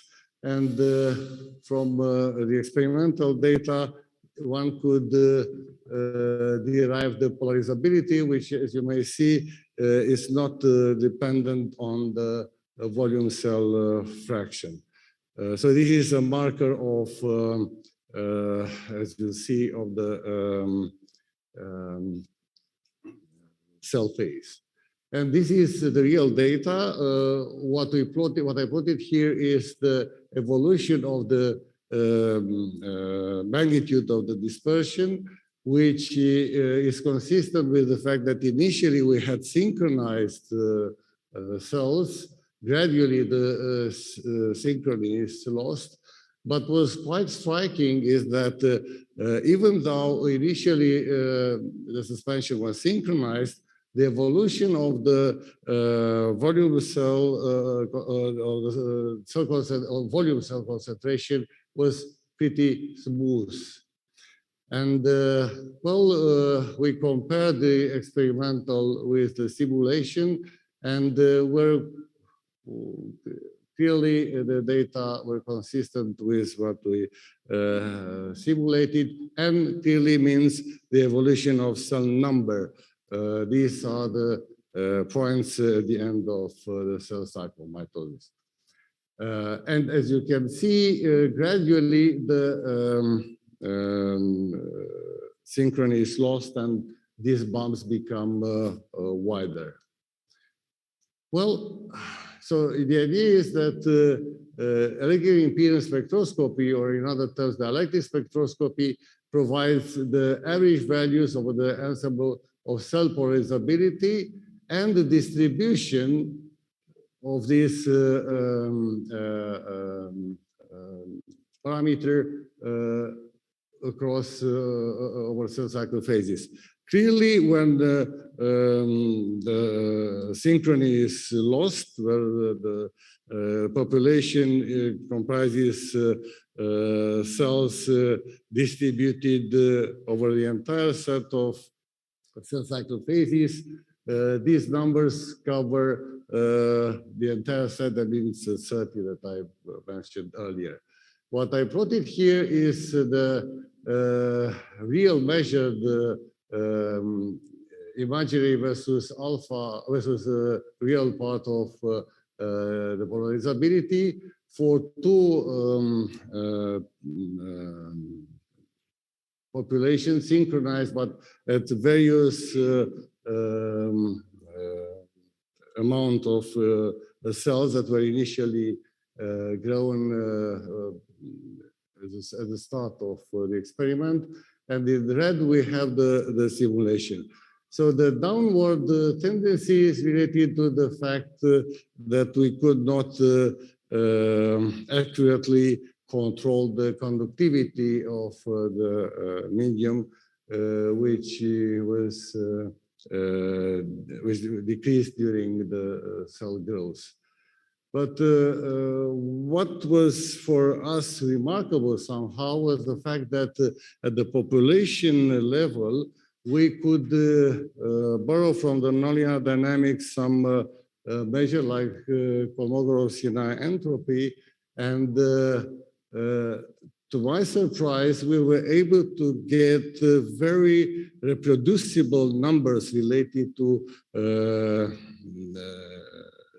the evolution of initially synchronized cell population. That means that in a very, from 17 to 25 Celsius we could get very reproducible numbers and multiplied by the cell cycle duration at the respective temperature, we got an invariant.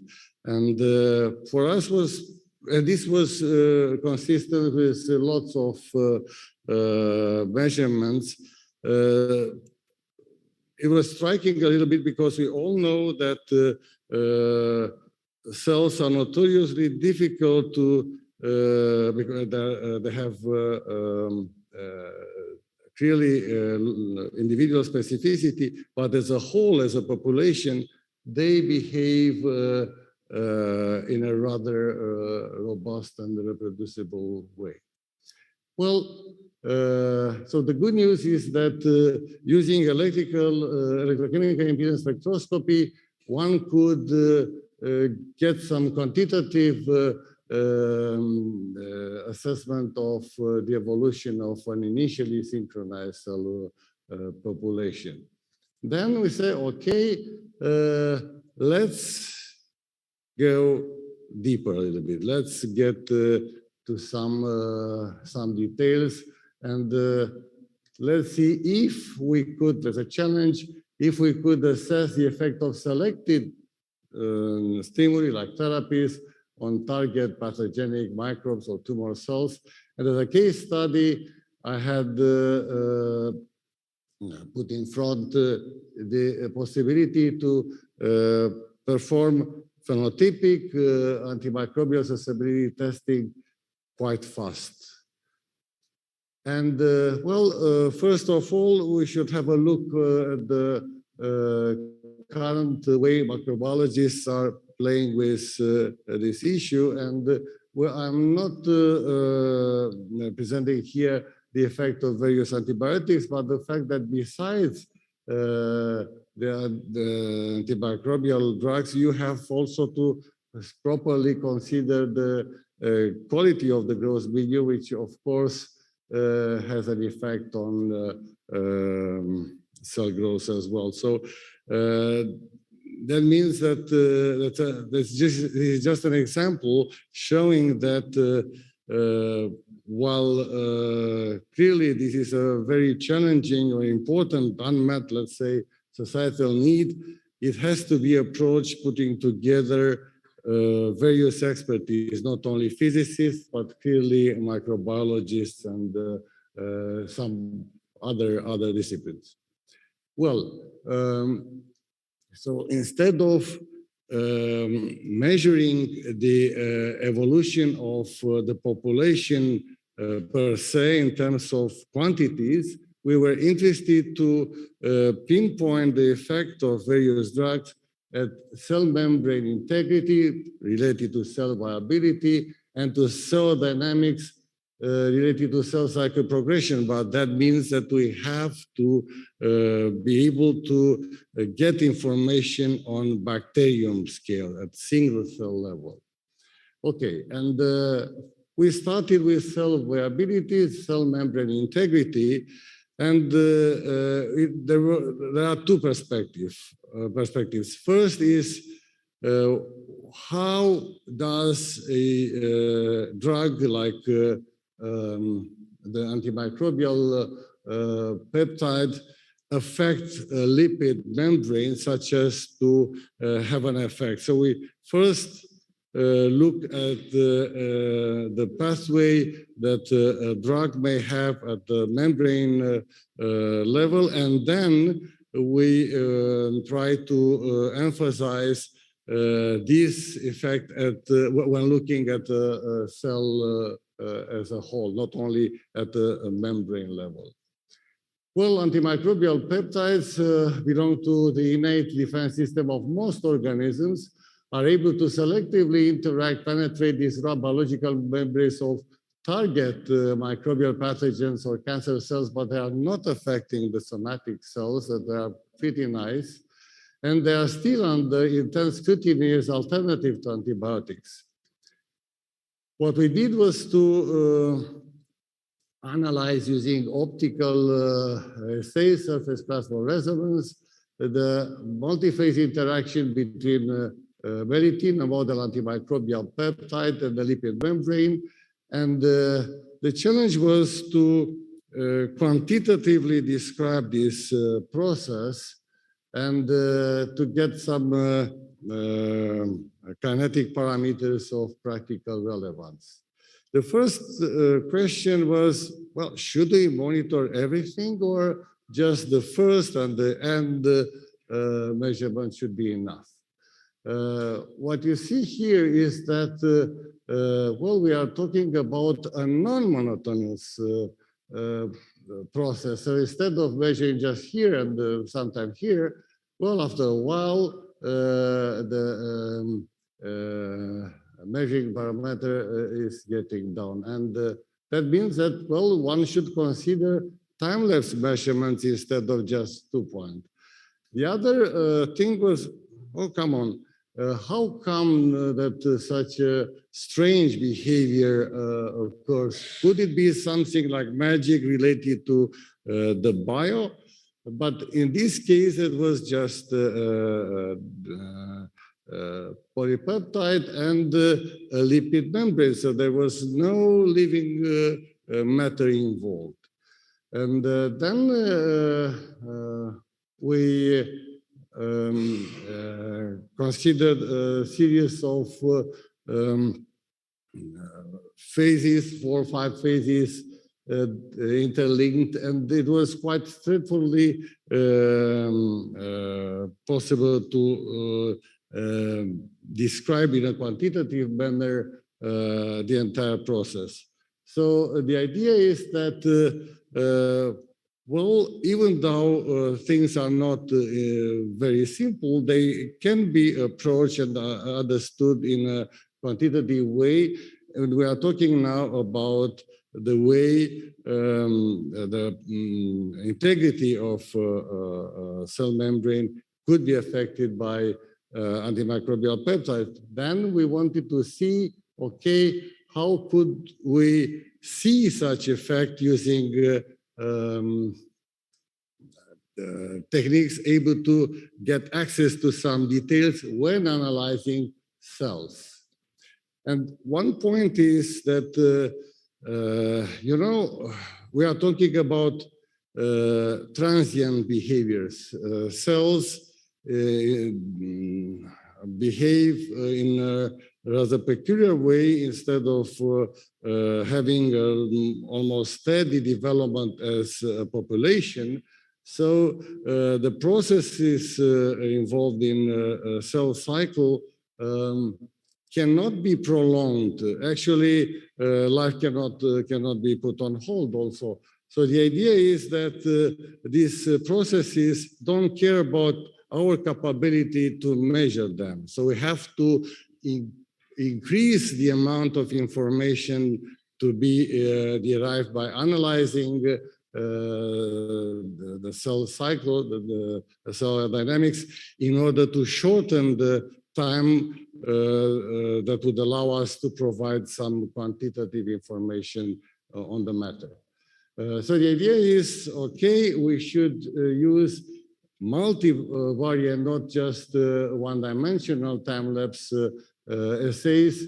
And the idea was to couple optical microscopy or SPR imaging. Actually, we started with it with electrochemical methods. Well, microscopy allows multivariate, and we'll see quite soon, time-lapse assays of the whole population, and also has the capability to have both consistent 100 numbers, for instance, of cells, and also have access to the dynamics of individual cells. And this is quite fantastic, because in this way you can get access to both common and distinct behavior as related to the susceptibility or resistance to selected medicine. And in this way, it is possible to reveal, if the case, the existence of persistent cells, instead of waiting for all the other cells in the population to be affected and wait long enough for this persistent cell to grow to get them on the analytical method like the one used for by now in the microbiological assays. Well, just a hint on what is measured. The idea is that clearly to derive information of the electrical field or on the distribution of the electrical impedance of a specimen, one has to apply an AC field. The difference versus the classical electrochemical method is that instead of measuring the current by the standard means, what we do is to assess the refractive index perturbation because of the AC field, which is perturbed due to the presence of the specimen using optical methods. What we have here is, of course, the superposition of the effect of the electric fields that are going through and around the cells. And clearly, we have to consider, well, at least as a cartoon, the electrical model of the cell. But what is important is that these techniques provide information on the way the cell are affecting the refractive index distribution at the interface on top of the sensing chip. So you cannot have 3D distribution to get what we would like information on the electric field distribution inside the cell. So this is using these type of methods not possible. Just a hint. So the Dude-Lorentz model allows us to relate the oscillation of the components of the refractive index to the applied signal and the impedance of the sample. It is quite straightforward then to obtain the relationship between the SPR angle and this distribution, which is related to the properties of the electrical properties of the cell. And this is just a linear relationship in between these two. So the idea is that indeed it is possible to have access to the distribution of the refractive index, which is again as a result of the way the sample is changing the distribution of the applied AC field, and therefore just performing two-dimensional Fourier analysis, one can get the information we want. Well, actually, let's have a look on the real data. It was Nonjiang Tao from Arizona State University who made the first measurements like this. Well, these are our results, and clearly, even though you can put some makeup here, for me, the quality of these images is not great. So I said, okay, we should find alternatives able to reveal in a quantitative manner the electro-optical properties, but with a clearly improved signal-to-noise ratio. So what we did was to find other means, optical means, to reveal the same phenomenon, which is related to the oscillation of the refractive index parameters at the interface, which is also playing the role of the working electrode. And we did this using quantitative phase, and we got a pretty pretty consistent data by comparing the results obtained by quantitative phase measurements and the standard electrical impedance assays. And then we considered various other techniques, and the structure, the analytical structure of the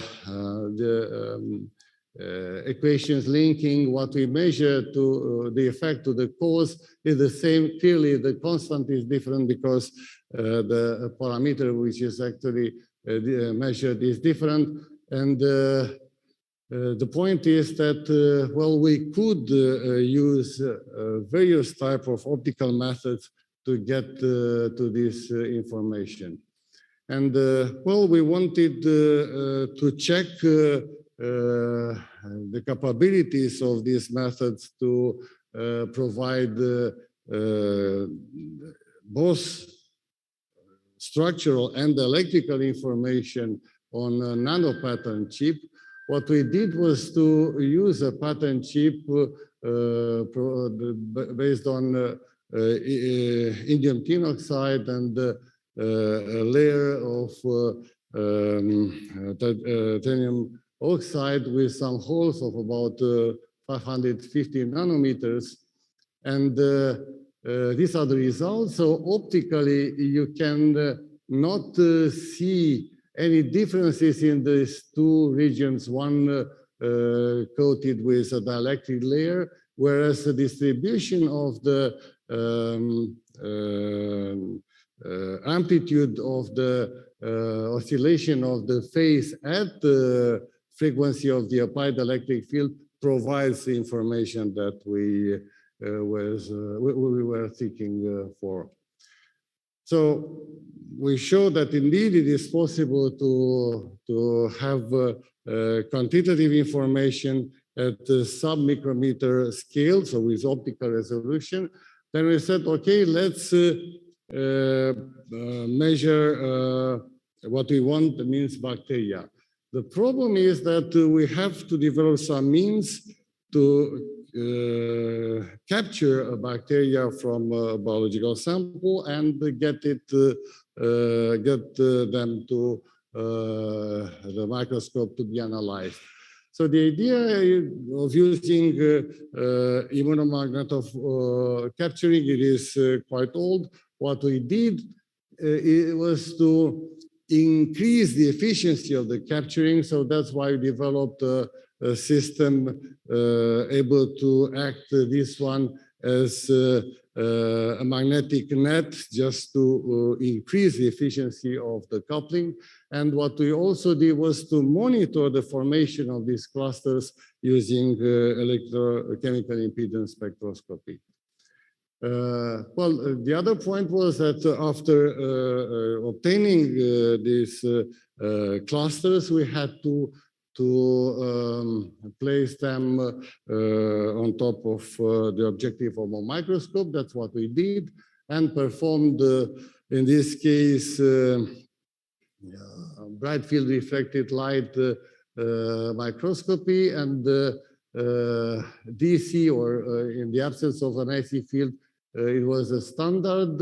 You can see here the magnetic particles, and you can also see the distribution of the electrical information, which is clearly complementary. And in this case, well, you have to have in mind that the magnetic beads are conductive, so there is no contrast versus the exterior. But you can have, well, these are the first images. You can have access to individual bacteria. So getting back to what we wanted was, okay, we have bacterium close to surface due to magnetic label, and then by the effect of bactericidal antibiotic or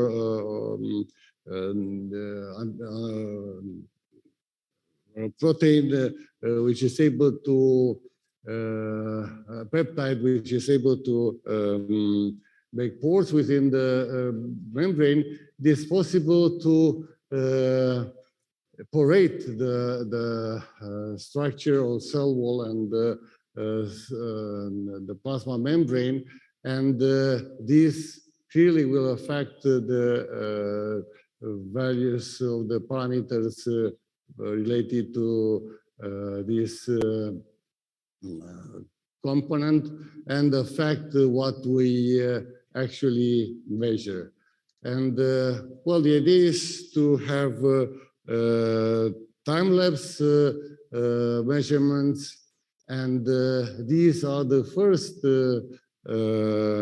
measurements using differential interference contrast, let's say standard bright field reflecting light, and these are the images or when applying an AC field. This is before and after 90 minutes of exposure with an antibiotic. And what we can see here, we are presenting the differences between these two images. So you can see clearly that this difference is not like this one, almost not relevant. So it is a change that can be seen. We did also the movie, and if you are looking at this cell, you can see that it is a difference. We can do it again. So the idea is that using this sort of coupled method, using electro-optical assays, one could get information on the integrity of the cell, like a bacterium, besides the dynamic access to the dynamics of individual cells during cell cycle. So we could do electro-optical time-lapse analysis at bacteria population exposed to antibiotics, and this can be done at the bacterium level. Well, does this effort make some sense? And I think yes, because it provides access to the dynamics of every single cell, allowing the assessment of both individual and common behaviors in response to drugs. In the case of global analysis at the level of population, just the common average features, not the distinct one, can be derived. So that's why we had this super reproducibility that I was talking about in case of yeast. In case of relatively rare exceptional dynamics, as the one featured by persistent cells, one can be able to get them using time-lapse assay at the single cell level. As a next step, of course, we would like to have also, like we heard before, tools able to provide in perhaps conjunction with tools provided by artificial intelligence, information on the numbers, on the dynamics provided by a series of numbers. So instead of looking at pictures, we would like to have a set of characteristic features describing the transients that are related to the effect of various components. Of course, we would like to have three-dimensional electro-optical maps, and why not having electro-optical nanoscopy. Well, while while writing this presentation, I understood that microscopy at nanoscale is something odd. It should, if it is a nanoscale, then, as Professor Hell said, then should be nanoscopy. Well, it is still far from getting there with electro-optical maps, but I hope it's not too far, and that's why I would like to have some discussion on the matter.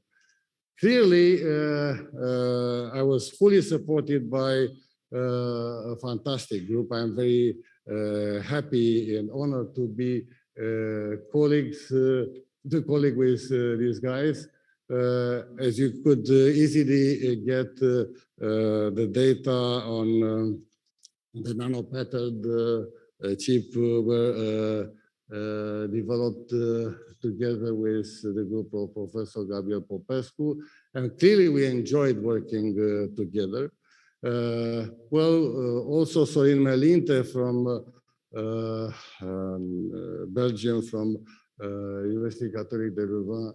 He's not smiling because we are most likely at the beginning of our collaboration. These colleagues we are also at the beginning, and I hope that the next presentation will have a clear, larger smile. And definitely we will need more early stage researchers to be heard, and these are the financial projects supporting our endeavor. Clearly, we need collaboration in order to get closer to our aims. We need collaboration between disciplines, but I think we need collaborations involving people. So I am dreaming of people getting from one side to the other. Perhaps you better know, this is the bridge that made me stop the car and take the picture close to Lucca. It's the bridge called Ponte di Maddalena, Dito il Diavolo. But it should not necessarily be asymmetric. We could think of more symmetric bridges like the ones pictured in the Summer Palace in Beijing. And with that, I would like to thank you for your attention, and let's hope that we'll be able to make as many bridges as possible. Thank you.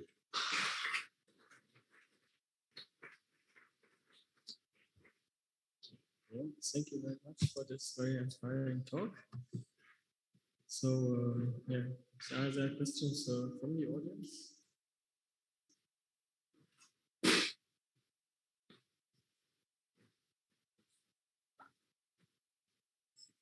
Maybe just a comment or a question. It's very impressive to see that this usage of these two parameters, measuring electrical properties and optical, connected to division of bacteria. The question is, can one possibly apply that to see when the drug resistance will occur, antibiotic resistance or antimicrobial inhibition of division? Because then if you see in a population, few cells are not doing, not responding anymore, like you're seeing what you're dividing, that could be the good indication to stop the therapy. Really? I mean, it's probably very obvious. You're in my mind. So the idea is to see not only electrical pattern modification within the structure of bacterium, but the most important thing is to notice dynamical behavior changes. And from this respect, one could relate, well, this guy behaves like nothing happened. And the other one is too much. Yes. So that's correct. Yes. I think that brings the new possibility for applications in a way. Though they are very complex still to do, I understand that. Well, the dream is to simplify things. But, you know, first you have to have the whole image, and then to see, well, this could be somehow cut. Yes. Thank you. Thank you.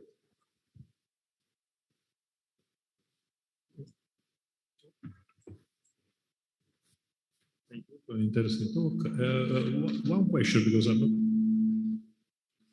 not very familiar with the electrical investigation with the cell. In my understanding, you use to model the cell and everything like sort of circuit, right? You give a simulation electrical signal around the cell. For yeast cells, sorry.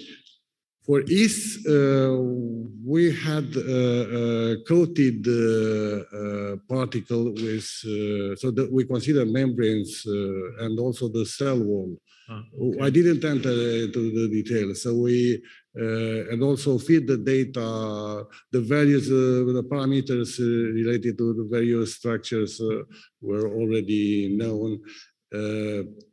So it was quite consistent with the. No, my question is if it can be useful for your investigation to have piezoelectric material generate charge, or piezoelectric material, or photovoltaic effect. Because in my group we developed for manipulation of liquid, and we made some very preliminary experiment with for cell, but. I don't know if in this open circuit in which we have distribution of charges can be useful for making investigation on cell membrane and things. Pretty much sure that this is the case. So clearly that's why we are all here. Well, that's the idea of the symposium. Okay, actually. so we can discuss about it. Yes, hope so. Thank you. Other questions? No. So I have one last question. So with all these electro-optical measurements, what is the time consumption until you get a result? Oh, very fast. Very fast. You don't feel it. So well, let me tell you, the frequencies are, well, in the hertz, they could go upstairs to go up until several hundred hertz without problems. Well, unfortunately, we can now go to megahertz. And the reason is not the limited capabilities, frame rate of the cameras, but the effect per se, the electro-optical, the effect on the electric constant, the permittivity, on the working electrode is losing magnitude when increasing AC frequency. So we have to think at another way to get information about the AC field inside the cell, because you may know that the easiest way to get inside the cell is to increase the frequency beyond several megahertz. But unfortunately, the method per se is not going to work at these high frequencies. So we have to live with this compromise. So we have to measure the superposition of the effect of the AC field through the cell and around it. Yes. Well, nothing is good. Okay, so then I think it's time to close the session. And may I ask, are there any more announcement for organization? Well, I think the bus is waiting for us to go to the other place to enjoy a little bit of life. And because afternoon session will start precisely at 2:30. Okay, so thank you. I close the session. See you later.